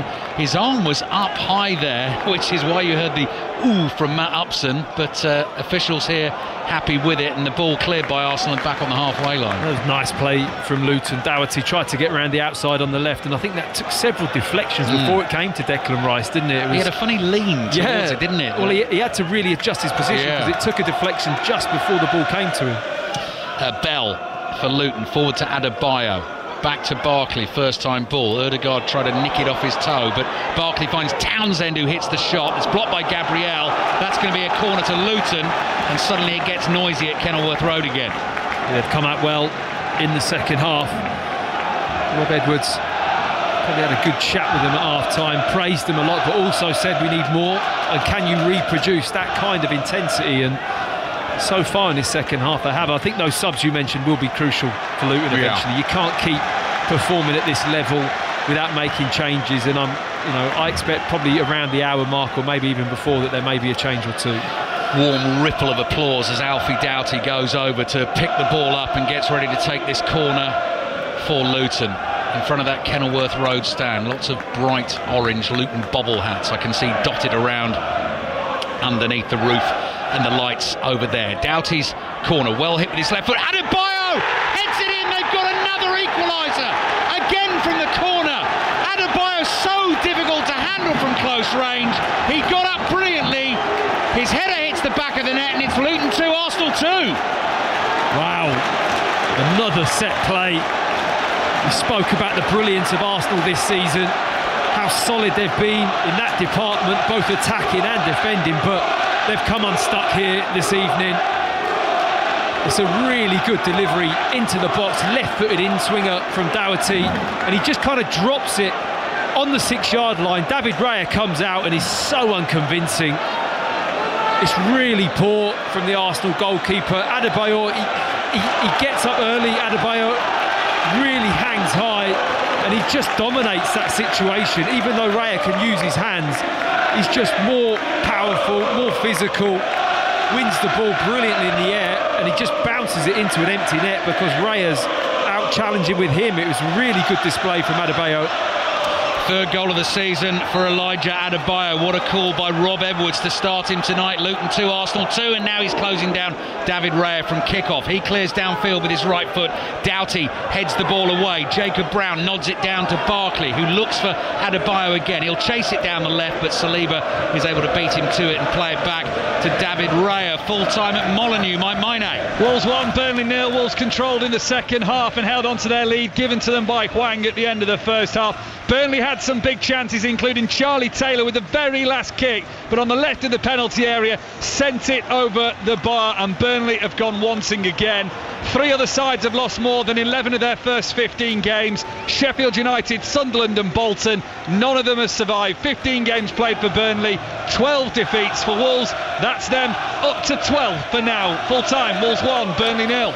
Thank you, Mike. Really interesting second half developing at Kenilworth Road, and we're only 6 minutes into it. It's Luton 2, Arsenal 2. Luton 1, Liverpool 1 a few weeks ago. Luton beat Palace by 2-1. Twice they've been behind tonight, and they've pegged Arsenal back again. And Arsenal, as we were saying at the start of the night, will know in this title race they cannot afford really to drop any points at all.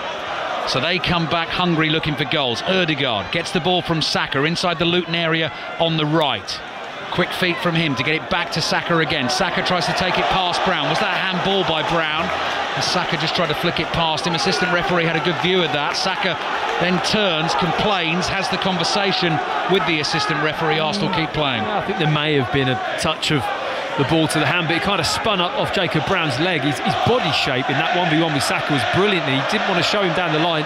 Great turn by Jesus. Jesus up to the edge of the Luton penalty area, rolls his pass to Saka's curling left-footed shot into the back of Bell. Oh, challenge there on Kivior, edge of the Luton penalty area. Townsend's down, Kivior's down. Challenge now on Saka in the box as well, and the referee is just going to stop the game as the ball runs behind. There's a flag up actually for an offside there. It was a slightly risky challenge on Kivior, on a 50-50 on the edge of the box. Was it Townsend who... It must have been Townsend who made the tackle because he's hurt himself. Townsend. I'm not sure if the offside was before that, but he had a bit of a loose touch and he went to ground.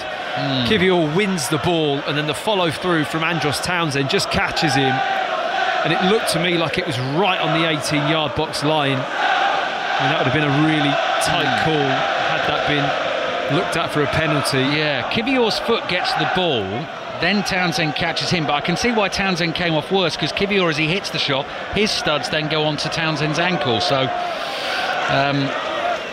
referee actually is in conversation with the video assistant referee, but that conversation seems to be over. Referee has jogged off and has just said to Thomas Kaminski there, just wait until I blow the whistle to restart the game. But they obviously had a look at it, Matt. Yeah, we haven't had a lot of VAR controversy in this game. How disappointing. It's very... it's been lovely. Yeah, exactly. Kaminski's clearance for Luton, headed forward by Brown. Saka pumps a high ball. Jesus making it awkward for Amari Bell, who tries to grab hold of Jesus' shirt. Jesus turns him, Bell fouls him, free kick Arsenal, wide on the right. Yeah, uses his body really well, Gabriel Jesus. I feel like Arsenal may have to come out in this game and really start to stand up physically to this test from Luton. I mean, you look at how the game's gone, certainly Rob Edwards will look at it and say, we actually dictated how the game was going to be played out. That's the most impressive thing for me that Luton have done. They've really dragged almost like the level to what they want, and they've made it a bit of a fight and a bit of a scrap, and at the moment they're more than matching Arsenal at that. But it's Luton who now have the set piece to defend. Martin Ødegaard standing just beneath us here with a cameraman breathing down his neck, was about to take the free kick. Ref blows his whistle. Ødegaard makes the little dummy run. Arsenal do this sometimes. Then he goes again with his left foot, in swinger, good delivery. Flicked header backwards by Havertz, just loops up harmlessly and behind for the goal kick. Declan Rice did that in the first half, didn't he? Is that something you've seen a lot when Arsenal play? I just think it's that thing to try and sort of put defenders off their stride so they're ready to defend, then you stop and then they have to reset and go again. Disjointed, or maybe they drop a couple of yards deeper. Naturally, they don't quite get out as high when you have that fake run. Yeah. Scotland-England latest in the Women's Nations League. Gavin Wallace. Oh, we've got about 2.5 minutes or so to go, Ali. It's Scotland 0, England 5, and as it stands, England will qualify at the top of the group, and of course they'll get through to the Nations League finals and that chance to get Team GB to the Olympics. Should it stay as it is, Scotland 0, England 5. Thank you, Gavin. Havertz very nearly found a through ball for Martinelli, but now Luton have turned it into a counter-attack, and it's Andros Townsend with the ball at his feet. Gabriel just holding him up on the right. Back to Kabore. Cross comes into the box. Saliba stretches, gets a foot on it. Game's just opening up a bit now in the second half. Martinelli with space to run into. Low pass finds Saka. Saka up against Amari Bell. Saka with the ball at his left boot. Curling cross from him. Stretch from Mengi to intercept that. Alfie Doughty controls. Plays to Bell. Bell under pressure from Saka. Just passes back calmly to his goalkeeper Kaminski, who's right in front of the Arsenal fans in that Oak Road end away to our right hand side, and Townsend plays the ball out to Jacob Brown on the left, and Brown overhits his pass down the left hand touchline, and it goes out for a throw in to Arsenal, which they take quickly. Saliba finds Declan Rice. 10 minutes gone in the second half, so loads of entertainment still to come your way from this game on 5 Live and BBC Sounds tonight, and plenty more football commentaries on 5 Live, Sports Extra and the BBC Sport website and app over the next couple of days and on into the weekend as well, because I was just thinking Arsenal away to Aston Villa, which is a tough game for them on Saturday. That is a 5 Live commentary. Kicks off at 5:30 on Saturday afternoon. Doughty gets the ball from Brown. Plays to Barkley. Real confidence about Luton. Barkley, strength and speed. Ødegaard's down hurt as Barkley went past him. Still Barkley, left-footed pass to the edge of the box.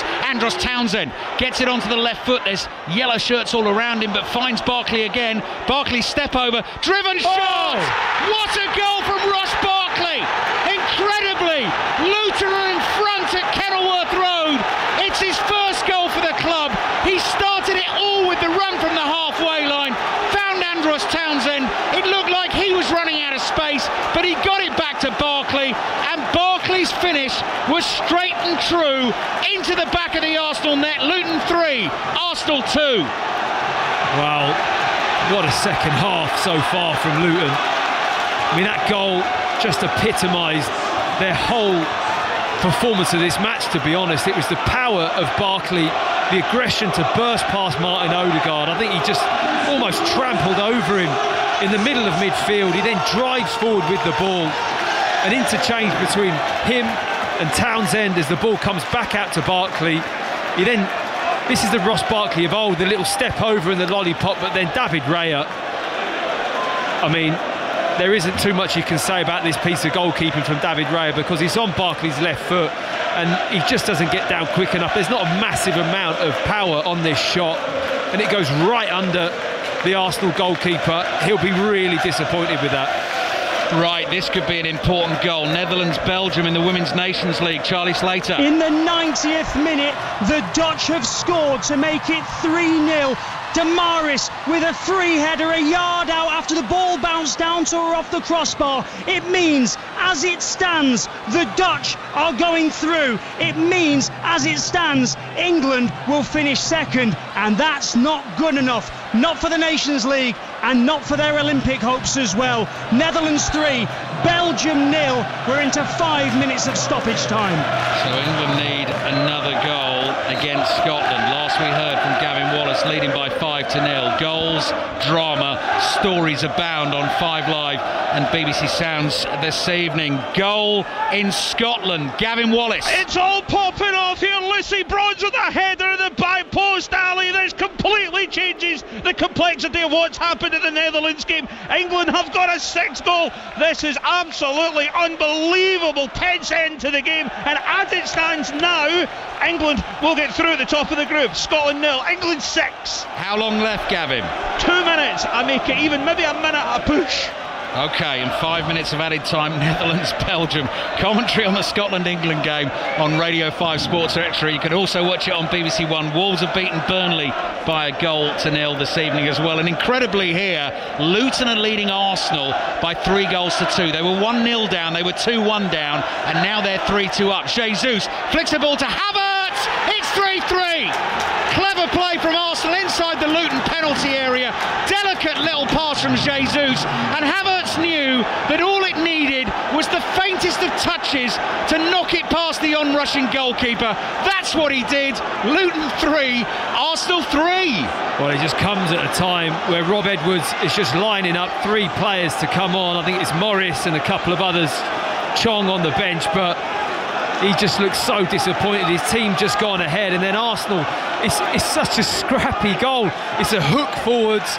Jesus makes himself difficult. He hooks it into the middle of the park, and we talk about Kai Havertz before the game, the impact he can have in these kind of fixtures. Well, he's just had one right here. He's running from midfield, he bursts onto the ball, and he's just got a little dink, hasn't he, just to put it over the keeper in the back of the net. 3-3, Luton making the changes, full time in Scotland. Gavin Wallace. Yep, and it is indeed 8, Scotland 0, England 6. It's such an anxious way, just as the entire England team have put themselves in towards the centre circle. They're all looking and really wondering what's going to happen. We really need the full-time whistle to go between Netherlands and Belgium, because if it stands and it stays like this, Ali, then England will go through. What an end to this game. Lucy Bronze right at the back post when she needed it most. It's as if the England team knew exactly what was going on with the Netherlands score, and they popped up right at the last minute at the death. It was the last kick of the ball as they head over to my left-hand side to congratulate the England supporters that have came along. This is unbelievable. What an end to the game. It was Scotland 0, England 6. OK, so we've got to keep you updated then on the Netherlands against Belgium. Last we heard 3-0. They thought their late goal might have done it for them, but England incredibly scored a 6 just after that one. Triple change made by Luton. Chidozie Obene, Tahith Chong and Carlton Morris have come on. Elijah Adebayo, Jacob Brown and Andros Townsend have come off. You won't believe this, by the way. Charlie Slater. 20 seconds remaining. It's Damaris. He made it 4-0 with a header into the bottom corner of the net, and from heartbreak to jubilation, back again and then back. It is 4-0 to the Dutch, and that means heartbreak for England, heartbreak for Great Britain in terms of the Olympics. 4-0 to the Dutch. This drama has been captivating. Right, Charlie, thank you. Let's get straight back to Scotland then. Gavin Wallace watching this one. Do the England players know that, Gavin? They do indeed, Ali. They know exactly what's happened. Literally, within seconds of that Netherlands goal coming in, you could see some of the substitutes and the players in strips. They were just throwing their arms about in disgust. They were not happy. They are completely and utterly gutted. They're in a big huddle just now in between the halfway line and the penalty box here at Hampden on my left-hand side. They know, and you really have to feel for them. You really have to feel for them after them winning 6-0 here at Hampden tonight. They are absolutely gutted. Well, that is incredible drama. Just a regular night, really, of football. Well, it's a good job this game's a bit boring then. Well, exactly. Just the 6 goals. Luton 3, Arsenal 3 with half an hour to play. Ross County 3, Motherwell 0. Full-time score in the Scottish Premiership as well. Alfreton Town 0, Walsall 0 in the FA Cup second round. Right, let's focus in on the Premier League action here then. Heartbreak for England's women's team tonight, and those Olympic hopes for the GB team as well to go and win away to Scotland 6-0, but the Netherlands have scored 2 in added time at the end of the game to beat Belgium 4-0. Saka's pass to Jesus on the right inside the box. Jesus just keeps it in play down by the dead ball line, looking for Saka again. Ross Barkley's back there, an offside flag goes up, and Luton have a chance to take their time and clear their lines. And I mean, this game, you know, Luton have now made the triple change, 6 goals in it. This could go any which way, this one, Matt. Absolutely. I mean, it is poised, isn't it? Right on a knife edge as Arsenal look to make a couple of changes themselves. But yeah, I mean, since the goals, it's just kind of levelled out a little bit, and the teams with the subs that come on, it just has to find its feet again. Full time now in the Netherlands, Charlie Slater. And it's finished 4-0 to the Dutch. The jubilation on the pitch, clear for everybody to see. 2 stoppage time goals, all to their joy, all to England's heartbreak. They top the group, they finish first, and England finish second. It's finished 4-0 to the Dutch. Zinchenko and Trossard on for Arsenal. Martinelli and Kivior, the 2 to make way. 19 minutes gone in the second half. 5 Live and BBC Sounds on a really busy week, packed with Premier League commentaries.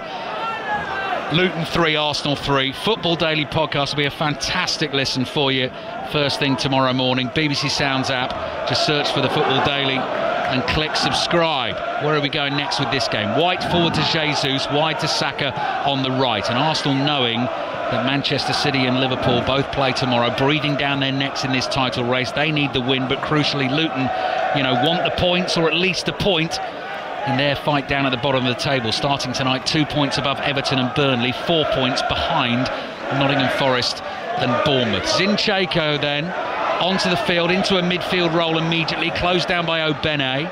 Back to Saliba. Declan Rice hoves into view. Zinchenko uses him. Rice wide to Saka. Saka dances onto his left foot. Passes back to Zinchenko in the centre circle, who carefully curls a pass out wide to Trossard in front of that main stand, with Arsenal attacking from left to right in this second half at Kenilworth Road. Cleared away by Osho. Ball drops inside the middle of the Luton half, and Mengi just turns and plays back to his goalkeeper Kaminski, all in rich purple, and his clearance with the right foot goes straight out of play. Chong thought he was given a little shove there by Zinchenko, but the decision is a throw-in to Arsenal. I understand the introduction of Zinchenko at this time in the game from Mikel Arteta, who's coming into that midfield area from left back. Arsenal were desperate to try and create something in this game, maybe have a bit of control possession and have a bit of link-up play. You have to credit Luton that they just haven't allowed Arsenal to get into their stride at all and really have that. You normally see them have that lovely passages of play on the edge of the box, don't you, and really toy with possession, but hasn't happened in this game. The other debate that will raise its head, Matt, with the last 2 goals that Arsenal have conceded. So the Adebayo header, David Raya didn't cover himself in glory there, and then the Barkley shot goes underneath him. We're back into the Raya Ramsdale thing. What debate's that? Exactly. So, you know, and Mikel Arteta's not going to like it when the questions are put to him, but it's a situation that he has created at the football club, and it will continue to be discussed. Kabore's cross is deep, and David Raya decides to let that one go. Obene is offside, unfortunately, for Luton, so Arsenal will get the free kick. So, what do you think? I mean, Raya's very clearly the first choice and has been for a while, Matt, but does that put it into question what's happened this evening? I think when you've got 2 goalkeepers or 2 players in any area of the pitch, that one of them's making some mistakes, you'd think that they're under pressure for their job. But that's how my understanding of how it works. But when a manager's back to player like he has, David Raya, perhaps that gives you a longer grace period of maybe making some of those errors. And I think goalkeeper's not a position that you keep chopping and changing either, is it? That, to me, I didn't really understand when that came into focus, because you have your number one, and goalkeepers like that kind of hierarchy, to know where they stand. They have to train with each other, they have to be around each other. It's good to know where you stand in the camp, you know. I think that's a healthy thing. Luton 3, Arsenal 3. Matt Upson with us at Kenilworth Road. Saka on the turn, feeds Jesus in the inside right channel. You can see that he's got Ben White immediately behind him, plays it to White. White assesses his options, rolls the ball back a couple of yards, uses Ødegaard. Ødegaard's trying to turn away from Obene. Rice is there, just outside the Luton penalty area, to Ben White. Comes in off the right-hand touchline, played back to Saliba, and across to Gabriel. And Gabriel comes thundering forward. Pass to his left to Zinchenko. Onto the little figure of Leandro Trossard, who points where he wants Zinchenko to run. The pass doesn't quite reach Havertz, though, in the middle. Then it's cleared by Rudicum Panzu. Saliba comes motoring across to cover it for Arsenal, and in turn he plays back to David Raya. Let's get the details on the FA Cup second round tie tonight. Alfreton Town against Walsall. It was watched by Chris Coles. All the drama and goals, Ali, clearly elsewhere tonight. It ended as it started here, 0-0, but a very watchable game. Plenty of chances in the first half, quieter second. Alfreton just about edging the clearer opportunities, scuppered by poor finishing and some good goalkeeping. So it's all back to Walsall for a replay to see who'll head to Southampton in round 3. Alfreton 0, Walsall 0. Winners of the tie eventually, yes, away to Southampton. Thank you, Chris. That's not been the most fruitful game for him, that particular tie. I was listening on Saturday when Chris had arrived and it was called off just before it kicked off, and then he was dispatched off to Hillsborough to watch Sheffield Wednesday Blackburn instead. Ben White's ball to Jesus. Jesus with a quick turn inside the penalty area, was about to pull the trigger, and then the ball just got away from him. Amari Bell with the defending for Luton, Matt. There's that silky shimmy again from Gabriel Jesus. Shifts his body weight, tries to go around the outside of Bell. But I think Bell just makes a little contact with him, forces him to nudge the ball with his standing foot. He just toes the ball away from himself there, Gabriel Jesus. But he's actually looked sharp in this last 10-15 minutes. He's a real creator, isn't he? He himself will say, I'm not the best goal scorer in the world, but he does enough create a lot for this Arsenal team. I'm trying to think of the best way to describe that. You're right, Matt, about that body movement, the way he in particular moves. It's elusive. It's difficult for defenders to deal with, isn't it? It's very fluid, isn't it? Fluid, exactly. Yeah, like he's. Yeah, you're right. I've not quite got the exact term. Throw in for Arsenal on the left inside their own half. How long have we got? 20 minutes to go. Luton 3, Arsenal 3. I tell you what, it'll be some point for Luton this. I mean, it could be more for them as well. But if you think they've drawn at home against Liverpool, beaten Palace, if they continued the run with a point here against Arsenal or more, then it's Manchester City who come here on Sunday. We've got full commentary of that game Sunday afternoon on BBC Radio 5 Live. Saka trying to get away from Bell. Brilliant. Inside the Arsenal half. Strength from Rudicum Panzu. Knocks Saka over. Rudicum Panzu shoots. Got a little bit carried away. Hits it miles wide and behind for the goal kick. He saw the headlines there, and Panzu. It was brilliant from Amari Bell. Saka and Martinelli don't know what's hit them in this game. They really don't. They have been bundled to the ground so many times, but in a fair way, in a real, I'm competing for the ball, I'm going to get tight to you, you're not going to dominate, I'm not going to stand off and give you the respect of being two top players. You're at Kenilworth Road, we're going to set about you. And they've done it since minute one, Luton. And it's just another example there from Amari Bell, going all the way in the middle of the pitch, following Saka. Normally a defender might disengage there or just half go to shepherd him out of the way. Luton are going in to win the ball every time and apply real pressure. It's been really impressive in that sense.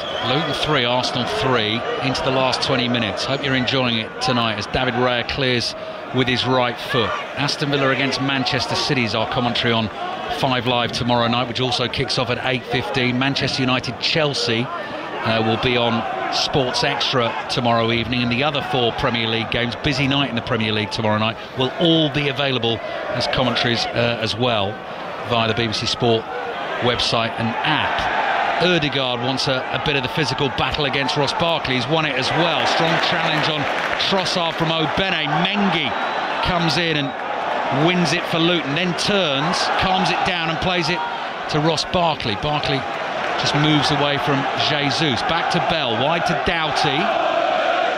Luton use Amari Bell again. And here's Gabriel Osho, the middle of the three centre-backs. Plays back to Bell on the left. Wide it goes to Doughty. Saka fancies a little nibble at Doughty. Doughty keeps it away from him. Plays it back here to Bell. Bell with the longer ball. Carlton Morris will chase that. Saliba's got it covered and heads it down. Clever turn from Ben White. Little ball played forward to Rice. Saka under pressure. Doughty's come through the back of him. Free kick for Arsenal. Yeah, no yellow card again. It was just another one of those that was enough to knock Saka to the floor. He's now complaining to the referee. I can completely understand why Bukayo Saka's doing that. Doughty kind of kicks through the back of him, but he does it in a way that isn't obvious to the referee, so there's no yellow card, just a foul.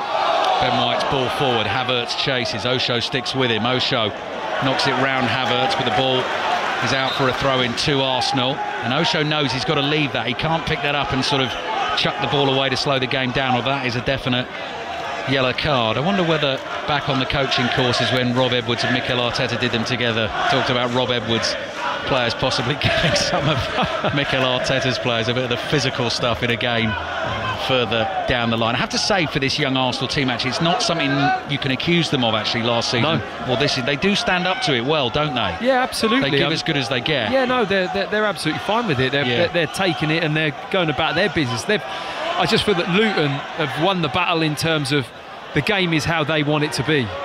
Ødegaard inside the Luton penalty area, not much space in there, finds Trossard, but Trossard ran out of space. Goal kick for Luton. Time's running out for Arsenal if they want the winner, but Luton may well feel the same. Luton Town 3, Arsenal 3. Luton once beat Arsenal 3-2 in a League Cup final back in 1988 to win the club's only major trophy. I'm sure Luton fans will remember that one.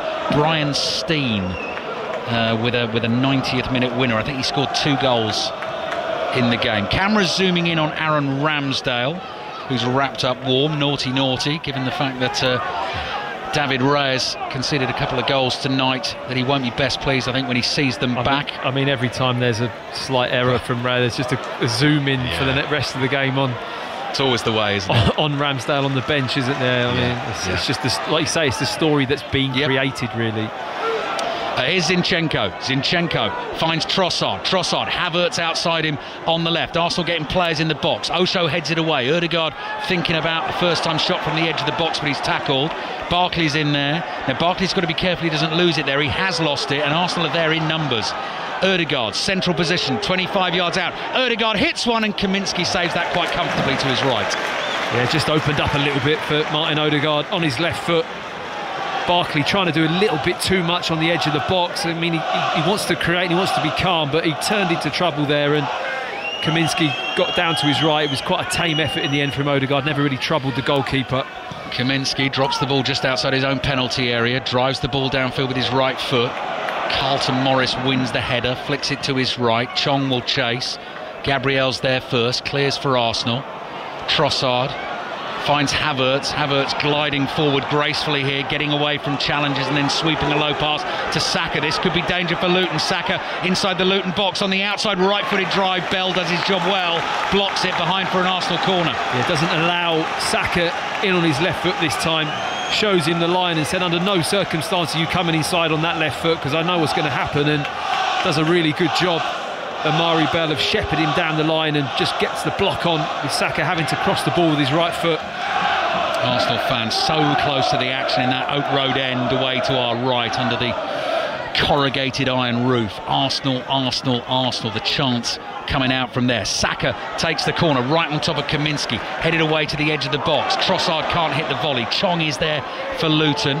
Trossard stands off him now. Luton will try and come on the counter. Doughty goes long. Saka's there, heads the ball forward. Carlton Morris chests it down inside his own half, tried to knock it past Saka. Saka blocks it. Saka goes running at Amari Bell. Morris thinks about making the tackle. Still Saka trying to get past Bell. Oh, the shot's fierce from Trossard over the bar. Took a deflection. Another corner for Arsenal. Well, Morris can breathe a sigh of relief because he gives the ball away when he has plenty of time. Saka reads the pass he's trying to play out to Ogbene, and then he has to sprint back to try and win the ball back from Saka, who comes inside, and I mean, he was very close to winning a penalty from Bell if he'd have just made a lunging tackle. Bell did well just to withhold and just get his arm across Saka to put him off. 13 minutes to play plus added time. Luton 3, Arsenal 3. Saka trying to make space so he can have a proper run at the corner here. Just a slight little slope for him to move up as he strikes the ball with his left foot. In it goes, drops down at the far post, and Luton get lucky there that it falls to Mengi, and Mengi's just happy to swipe it away with his left foot. I mean, that was right in the heart of the box, wasn't it? That could have gone anywhere. It just dropped, didn't it, in between bodies, and luckily for Luton, an orange shirt picked it up. Bit of pressure coming for Luton to deal with here, I think. Obene's header away. Here's Ødegaard. Ødegaard's deep inside the Luton half, plays back to Gabriel. Gabriel just forward of the halfway line. Declan Rice taking control of matters for Arsenal. Wide to White. White down the line to Saka, right underneath our noses here in the commentary position on the gantry, just above the pitch. Ødegaard again, bit of space for him to move into. Saka making a good run. Ødegaard might find him. Saka to Trossard. Saka's down inside the penalty area. Luton have it clear for now. Declan Rice in to win a tackle. Rice shoots. That's blocked, and that'll go behind for a corner. But Arsenal are asking for a penalty, and they want the video assistant referee potentially to get involved. We'll have another look on the monitor. You can see the referee's already saying to them, Matt, don't worry. Don't worry, they'll look. It's being looked at. I don't think it is a penalty. I think it's a clash. Saka does get to the ball first, but there's not an actual tackle from Osho. He just kind of stops his body, and Saka goes piling into him, and there's a real collision. Yeah, I don't think that's a penalty. Checking possible penalty. Well, it's up on the screen. The interesting thing for me, Matt, is Saka plays a pass with his left foot to Ødegaard, and then the contact comes. If Saka was sort of ducking inside his man to tee himself up for a shot, then he's blocked. He's offloaded the ball. He's already offloaded it. He's offloaded, and then his momentum's taken him straight into Osho, who is in the position, but it's not a penalty. No. Video assistant referee Chris Kavanagh agrees with us. Arsenal fans boo and jeer. They were close to the action. They could see the challenge. Mikel Arteta's just shaking his head. I agree with you, Matt. I don't think that's a penalty. No, it's not a penalty. There is a match of the day, by the way, tomorrow night, 10:40 BBC One. So you can see that incident and all the action, all the goals on there. 6 of them so far tonight. It's 3-3. Corner from Trossard into the near post. Ben White can't do much with that. Gets something on it, and it goes back to Ødegaard. Wide to Trossard. Trossard dummies across. Then a low pass from him deep to Saka. Saka in a central position, 40 yards out. Back to Trossard on the left. Zinchenko makes a little darting run ahead of him, but it's played back to Ødegaard. Ødegaard's cross in, not enough on it. Mengi heads it away, only as far as Ødegaard, who volleys it to Saka. Saka does well, just uses his body to throw off Chong. Finds Zinchenko. Zinchenko looks to his right and sees Ben White. Here's Ben White, just outside that Luton area. In it comes, Havertz flick! Oh, and a little stretch from... Who was that, the far post? It was Zinchenko. Trossard. Oh, Trossard, yeah. It was Trossard. Trying to get a touch, it's gone behind for a goal kick. Yeah, I think it was a good in-swinging cross from Ben White with his left foot. Cuts inside, and the glanced header from Havertz nearly puts it in the path of Trossard arriving at the back post. But you just feel this last 10 minutes, Luton are going to have to soak up a fair bit of pressure. It looks like Arsenal just starting to build momentum, have a lot of the ball, apply a lot of pressure. They're going to do well to hold out in this game, Luton. Going to be some result this for Luton if they can hold it at 3-3 or even get themselves a winner. I mean, do you think even if the result doesn't go their way, Luton, it sends a message, doesn't it, that at home we're a force to be reckoned with and we're going to, be difficult to beat? I think they've done that already in this game, Luton. I think quite early in the season, Matt, people had already written Luton off. They'd written Sheffield United off. They'd written Burnley off. But they did start badly, though, didn't they? They did. Oh, absolutely. 4 or 5 games, their performance level was nothing like this. Yeah, but they've learnt on the job, and they're improving quickly, and they're really difficult to play against here at Kenilworth Road. It's 3-3. Arsenal fans still believing. Away to our right, Rice plays it wide to Zinchenko. Trossard comes infield, tripped, I think. Yeah, Cabore's fouled him. Free kick for Arsenal, 35 yards out. Trossard's getting involved in push and shove. Cabore's quite happy to have a bit of that too. So forward go Saliba and Gabriel. Havertz a danger in the air as well. Ben White's receiving some instructions from Mikel Arteta and co on the sidelines. In terms of their record, 5 wins in the last 5 games, all competitions for Arsenal. 10 wins, 3 draws, just the 1 defeat in the Premier League so far this season, but the draws can be very, very costly if they start to rack up. So they're desperate for the winner.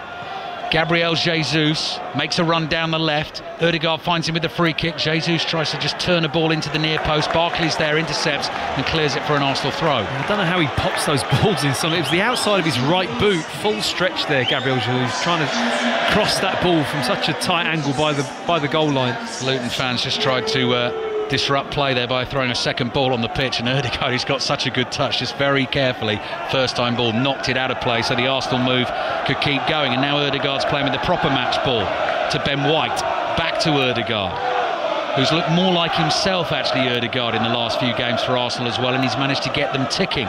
They've scored 3 tonight, but they've conceded 3.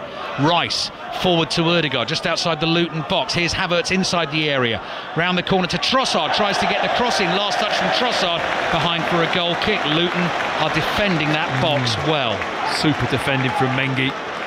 Sees the run, lovely slick passing from Arsenal. They've got these little triangles and interchange going on at the moment, and runners off the ball.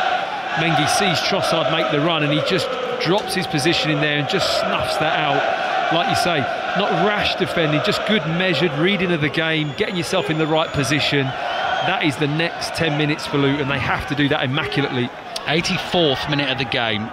Luton 3, Arsenal 3. Trossard looking for Saka. Kaminski off his line like a shot to get to that ball 10 yards outside his box, clears downfield, falls to the feet of Ødegaard, and he was nearly tackled by Ruddock Panzu. Wasn't. Then he's played a loose pass back into midfield. Obene has read that and intercepted it, and then Ruddock Panzu sees Doughty in a bit of space on the left-hand side, and Mikel Arteta is suddenly looking anxious because here come Luton. Now Obene can be extremely dangerous. Knocks it past Ben White, beats Jesus as well, deep cross from him, goes all the way across the byline, kept in by Kabore, wide on the right for Luton. Kabore's tried to knock it past Trossard and collect it the other side. He's not going to be able to do that. Raya gets it. Only Obene can do that. Yeah, exactly. He's got serious pace, Obene. I mean, he showed it there. He knocked it down the line. He is gone in a flash, and I'm not sure Kabore is going to knock it round one of the Arsenal players and get it the other side as easily. Let's hope the rest of the week's football continues like this on 5 Live, Radio 5 Sports Extra, on the BBC Sport website and app. All 10 of these Premier League games, commentaries for you across the network over the next 3 days. Saturday we then got Manchester United Bournemouth at 3, Villa Arsenal at 5:30. Sunday Luton Manchester City at 2, Tottenham Newcastle at 4:30. And then next week we're back into the Champions League, so Tuesday night at Old Trafford for the crunch game against Bayern Munich, and Wednesday night at St James's Park for that big one against AC Milan. Ben White, lovely chip pass from him again. This time it finds Saka. Saka against Bell again. Corner of the Luton penalty area. White motoring past on the outside. Cross comes in. Dive header away. Ødegaard is beaten to it by Barkley. Barkley gets that ball back from Carlton Morris. Inside his own half. Chased by Saka. Followed by Saliba. Oh, Morris has given it away. Barkley was doing so well there. Morris then desperate to try and win it back. Comes in, tries to take it off Saka, doesn't manage to do it. Yeah, a couple of times Morris has just been a little bit sloppy with his pass, and he's got to do better than that for his team. Havertz on the turn, looking for Jesus. Jesus still out there. We've not seen any sign of Eddie Nketiah this evening. Declan Rice in the centre circle for Arsenal into the last 5 minutes of the game. Luton 3, Arsenal 3. Saka crossed on the right, that's good delivery, headed away by Osho, only as far as Ødegaard. Declan Rice wants it, Rice gets it, low shot, that one's blocked by Osho again, comes back to Gabriel. Gabriel just lays it off to Zinchenko just outside the area. Trossard back to Gabriel, here's Zinchenko, cross comes into the penalty area. Havertz with the header, tipped over the bar by Kaminski. It might just have been going over anyway, but Kaminski didn't want to take any chances. No, good hand, needed to make sure, didn't he? I agree with you, Ali. I think it probably was going over, but good football from Arsenal. Another dinked ball, very similar to the Gabriel Jesus goal, where it was just hanging for him, inviting to come and head it. And there's Kai Havertz at that back post, but can't hit the back of the net. Last away game, they got a very late one at Brentford for Arsenal and won it by a goal to nil. It was Havertz who scored it with a cross from the right from Saka. Saka's corner doesn't beat the first man. Headed away, Ødegaard's going to get there first. Hair swept back for the Norwegian, wearing the number 8 for Arsenal. Finds Zinchenko. Zinchenko dummies across, plays back to Ødegaard. Oh, Trossard wants it. Might hit this from the edge of the box. Low effort, just wide. And behind for a goal kick. He lined it up, Trossard. He wanted it early. on his right foot. He's just shaping up to hit this all the time, and he's such a fantastic finisher. Leandro Trossard, brilliant power and accuracy with his strike, but just a couple of feet wide of the post this time. Jordan Clark is coming on for Pelly, Ruddock and Panzu, who, as ever, his efforts warmly applauded at this football club. Incredible night of drama tonight, particularly in the Women's Nations League. England thought they had it done. They thought they'd done enough to win the group, to give GB the chance of going to the Olympics. They beat Scotland by 6-0, but the Netherlands then crucially scored a fourth to win the group. They beat Belgium 4-0, so England only bettered their win by 2 goals, and they needed to do it by 3 goals to win the group. All the reaction analysis in the Football Daily podcast for you tomorrow. Late drama possibly to come still here. 88th minute of the game. So Clark is on, and Ryan Giles has come on as well for Alfie Doughty for Luton, and taken up in that left wing-back role. So that's just sort of broken up the rhythm of play a bit. Massive high ball launched forward into the Luton half, headed away by Bell. Declan Rice just gives it a good old knees up there, gets a foot on the ball. Tell you what, here's Luton coming forward with Obene. Obene's just outside the Arsenal area. Arsenal do have numbers back. Ødegaard tries to block his run. Ødegaard's fouled by Obene, says the referee. Free kick Arsenal. No, not too sure about that. Good to see it again on the replay. Ødegaard does really well to get back on Obene, and then maybe he gets an arm across him, Obene, but I don't think he pulls him back. It's almost like an out-strengthening of Martin Ødegaard as opposed to a foul, but the referee felt it was strong enough to give it. He's so quick, isn't he? Yeah, Obene, when he knocks that ball and he's got half a yard, he doesn't need half a yard, he could be half a yard behind you, and I think he's still going to get there. 90th minute of the game. Luton 3, Arsenal 3. Rice plays to his left to Havertz. Jesus wanted early delivery. He's not going to get it. It comes back to Rice. Here's Ødegaard again in the middle of the Luton half. Arsenal will still be patient as we wait to see how much added time we're going to get at the end of this game. Ben White just beneath us here, wide on the right for Arsenal. Saka, clever dribbling, surrounded by orange shirts. Eventually they get enough bodies around him to clear the ball, and Saliba just lays it off to his fellow centre-back Gabriel just inside the Arsenal half. Saliba wide now to White. White, doesn't see anything on going forward, so has to come back into his own half again. Here's Saliba, cross to Gabriel. Gabriel rolls a slow pass to his left to Zinchenko. Bit of space to work with there. Trossard makes the run beyond him. Trossard wide on the left, chip pass. Oh, it's hit Havertz on the back of the head. He didn't know where it was, and it's gone behind for a Luton goal kick. 6 minutes of added time, Matt, end of the game. Well, it's too accurate a pass from Zinchenko.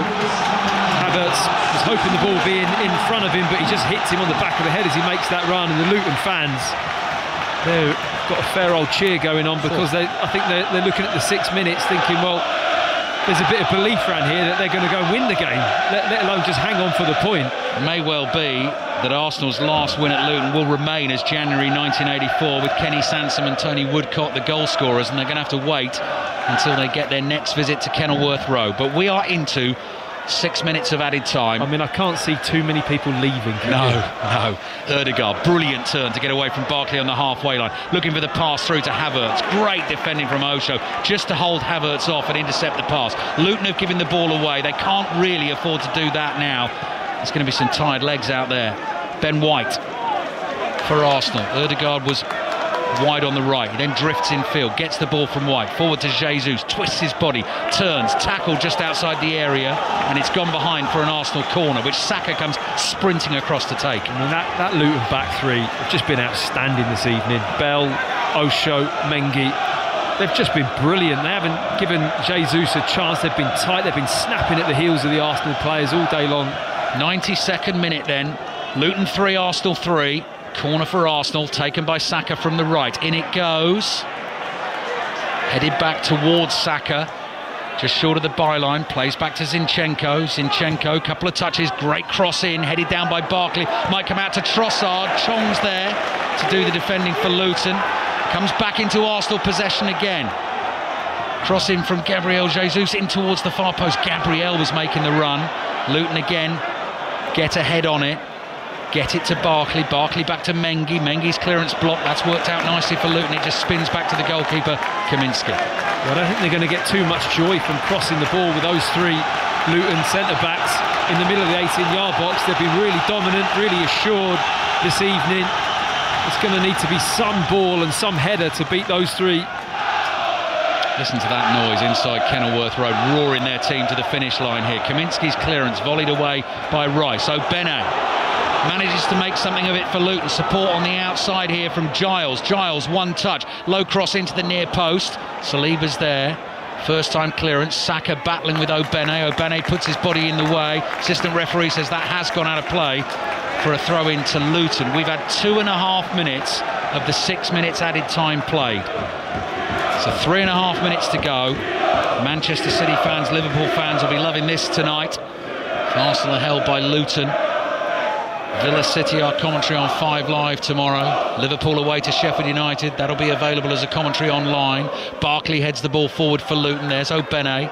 Plays back to Barkley, immediately under pressure from Jesus. Tries to make a couple of lunges for the ball. Bell plays it forward for Luton, but straight into the arms of David Raya. 3 minutes to go. I mean, even Ross Barkley there, rolling the ball under his bit. He's just so calm and composed in possession. I mean, he just looks so suited to this role for Luton. Ross Barkley in the middle of the pitch there. Declan Rice was driving forward for Arsenal there. Played it wide to Zinchenko. It's come back into the middle of the field. And here's Ødegaard. Ødegaard with the ball tied to that left boot. Running busily across the Luton half. Lays it off to Declan Rice. Central position. 35 yards out towards Saka. Saka's got a man behind him. Lays it off cleverly to Ben White. Arsenal win another corner. O'Bene blocks the cross. It goes thumping into the advertising hoardings behind the goal. And Arsenal get another chance with a set piece. Yeah, late pressure right in front of the Arsenal fans in that away end. They're so close to the action. They're almost like willing the ball in the back of the net, aren't they? Yeah, here we go. Again, so many of these late in the game for Arsenal. Can Saka find the delivery? In it comes with his left foot. Good header away. Ball bounces, though, inside the Luton box. Jesus is there, stretches. Volleys a pass back to Ødegaard. Carlton Morris rushing towards him. Ødegaard gets away from him. Here is Ødegaard now. Low pass. Saka, loads of space on the right-hand side. Up against Giles. Saka teasing him into the penalty area. Right-footed cross, high to the far post. Doesn't reach Trossard, but it does reach Jesus. Jesus has got Chong in front of him. Jesus looking to get another cross in. That one's gone straight behind, has it? See, Jesus is claiming that Kaminski's caught that and then taken it behind for a corner. But no, goal kick. Yeah. The assistant referee was along that line and indicated for a goal kick, so it looked to me like Kaminski did take it behind, but the ball must have clearly crossed the line before he caught it. Getting louder and louder and louder inside Kenilworth Road. Coming up to just a minute left to play. Going to get even louder again when the full-time whistle blows if Luton get their point. That point would take Luton to 10. It would move them 3 points clear of Everton and Burnley. We've got commentary of Everton-Newcastle, one of our games on 5 Live on Thursday, which kicks off at 7:30. The ball's gone out for a Luton throw, wide on the right, and other teams watching this, listening to this, Matt, who come here this season will know coming to Kenilworth Road is going to be really difficult. Manchester City. Coming on Sunday. Hey? Yeah, exactly. Exactly. Luton have got a few days rest, haven't they? Yeah. Get a massage, an ice bath, freshen up, go exactly. again. Yeah. Cabore's throw for Luton. Lofted high down the right-hand side, chested down by Carlton Morris. Interception comes from Gabriel. Ball played back to David Raya. Arsenal led 1-0 and 2-1 tonight. They then did trail 3-2 before Havertz got them there. Equaliser, 3-3 it is. Last minute of the game now. In fact, the 6 minutes, the minimum amount of added time is up, and Arsenal have a free kick, but it's inside their own half. They've thrown everyone forward. It's going to be the old long ball from Zinchenko. Up it goes towards the edge of the box, headed away. Ben White is there. Luton wanting the final whistle as Ødegaard plays it to his left. Zinchenko takes a touch, back to Ødegaard. First time cross, header from Rice, it's in! It's in! In the very last seconds of the game, Declan Rice is mobbed by his teammates. Arsenal fans come piling forward to the front of the Oak Road end. Ødegaard's cross was pinpoint, and Declan Rice, the big signing of the summer, proves an absolute hero throw for Arsenal at Kenilworth Road. Stretches, gets his head on the ball and guides it into the bottom corner, and Arsenal will go 5 points clear at the top of the Premier League table. Luton 3, Arsenal 4. Oh, just an unbelievable end to this quite brilliant Premier League match. What an evening here at Kenilworth Road. I mean, you just cannot believe this stuff. Luton dejected, laying on the floor. They've worked so hard to get themselves and keep themselves in this game, and then Arsenal pop up with something like this. I honestly didn't see it coming. I thought they're just going to flick this into the box, nothing's going to come of it. But Zinchenko's very, very patient. He sets it back to Odegaard. He clips it first time, and the header from Declan Rice is coming back towards the ball.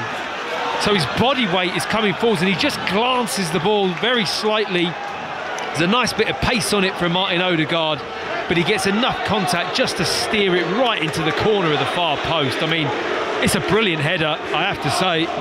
What a moment for Arsenal. What a goal. What a moment in the title race. And what a cruel blow for Luton. They kick off, they pump the ball forward, and then the full-time whistle is blown. They were so nearly there to grabbing a point against a team that might end up winning the Premier League title this season.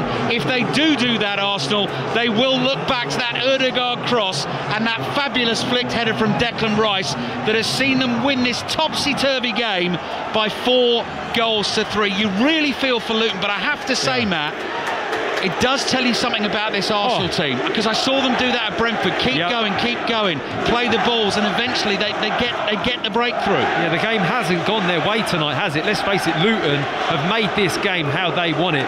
But one thing Arsenal have done, they've stuck in there, they've hung in there. They're still at that point where they can score a winning goal in, well, it's not even the final minute, it's the final 10 seconds of the game. I mean, what minute was that in exactly? I think we've just gone past the 96th. I think we're into the 97th minute of the game. So you can understand why there's a lot of booing going around the ground. Luton are obviously devastated. Yeah, you can feel it. You can feel the air from the Luton fans' point of view. It's just been completely sucked out of the ground. And there you go. The songs you can hear are all about Arsenal FC. 5-point lead at the top of the Premier League. And all the melee at the end of the game there, we can see that Mikel Arteta has picked up a yellow card. And his opposite number, Rob Edwards, is going round the entire ground here at Kenilworth Road to thank the Luton fans for their support. Harsh on Luton.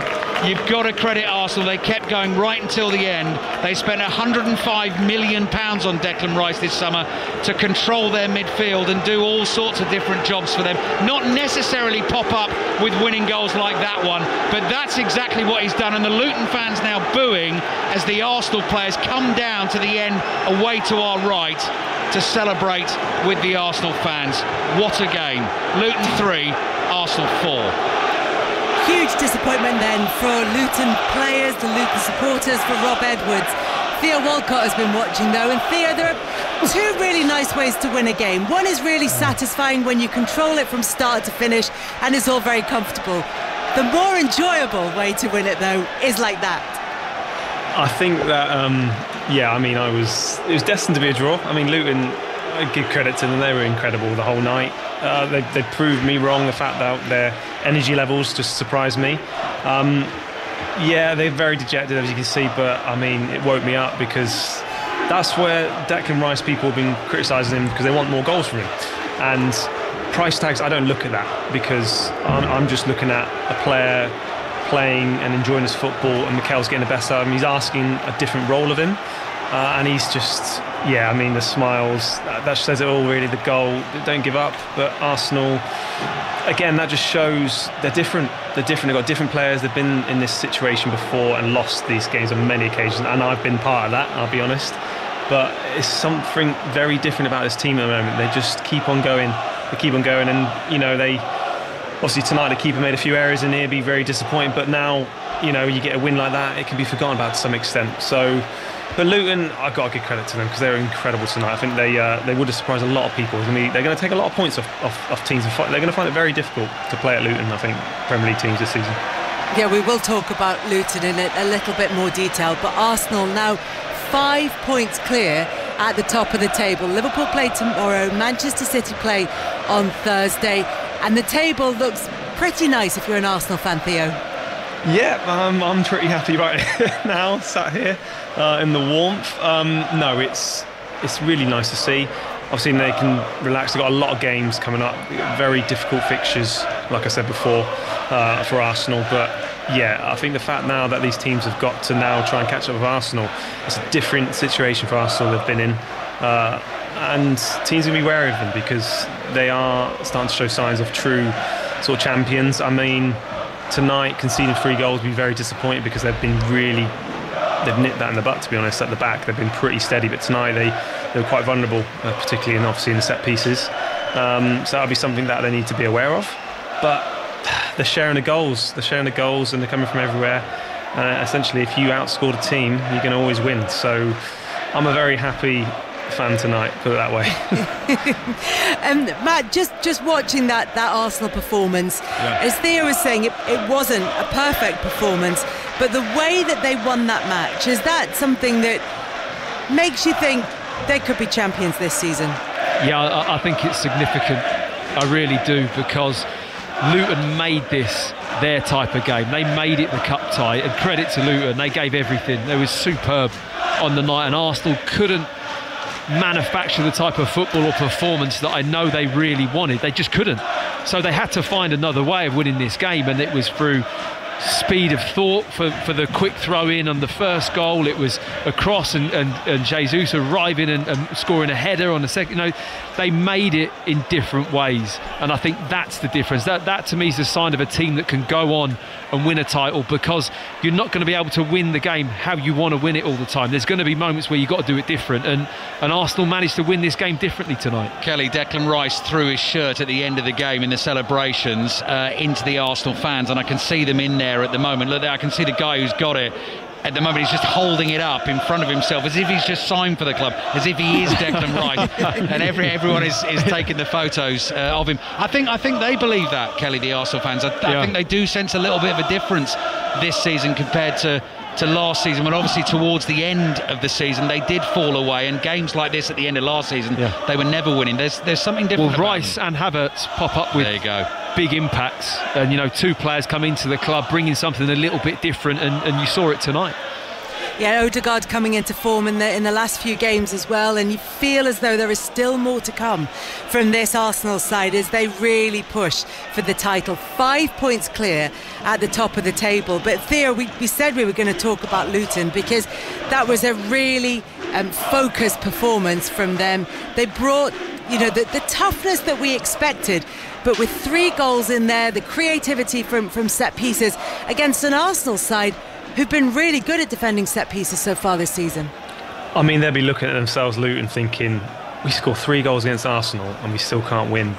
I mean, they did everything right until that last second, and yeah, they'll be really disappointed, but they've got to take a lot from this and be very proud of the performance, and they can compete, and that's what it's about in this Premier League. And that's a sign of a team that if they keep on playing that sort of football, making it difficult, particularly at home, because that's where you're going to get most of your points, they'll have a chance, an absolute chance to stay up. They continue to have those same behaviours. I mean, the manager is very passionate, and you can just see the connection they have with the fans' support. They're all going to be deflated, of course they're going to be tonight, but that performance, I know it's a loss, but they can take a lot from it. And like I said before, it's going to be heartbreaking for them, there is, but it's still a long season ahead, and these were the games which no one expected them to win anyway. So, like I say, it's going to be an interesting sort of final, Christmas period for Luton. I think they're going to do relatively well against these big teams, because I've been in this situation before when you go to grounds when the fans are on your back, like I said before the kickoff. It's so hard to play against these teams. They really are. They make it very difficult. They know what they're doing. They frustrate you, and they did that tonight for Arsenal. They frustrated them, but Arsenal luckily hung in there. And as well, talking about connections with supporters, the Arsenal sort of connection that has maybe not been there and for many years, and Mikel's brought that. And I feel like that's the generation of managers. Rob Edwards the same. That's that connection with the fans which he's brought, and this new generation of managers I'm enjoying right now, definitely. It's the Arsenal fans that we can hear in the background right now. Obviously, they are celebrating that late Declan Rice winner for their club. But from Luton's point of view, Matt, is that the approach that could keep them in the Premier League? Yeah, it could also tire them out a lot as well, Kelly, to be honest. I mean, I don't know if they're going to be able to play like that again against Manchester City in 4 or 5 days' time. That's going to be a big ask. But I mean, I said to Ali through the game, even if Luton lose this game, does the performance and momentum actually have a positive impact in a different way? And I think it will. I think it will make teams aware that you come to Kenilworth Road, you're going to be set upon. If they do anything like what they did tonight against other teams, they could definitely win the game in that kind of fashion. So it's a massive physical request. But if I look at the players, they're probably a young enough bunch, bar the odd more senior player, which they need. And they're very physical, they're very fit, they're very mobile, and they're all pulling together. They look like they're enjoying playing in this style in front of this crowd. And I think that you really get a sense of that when you stood here, that it's that kind of feeling. So they've got something going on here which I think is a positive thing when you're thinking about trying to stay out of relegation. I think it's quite powerful. Matthew Upson and Alistair Bruce Ball at Kenilworth Road, thank you very much for your company this evening, and thank you as well to Theo Walcott for joining us.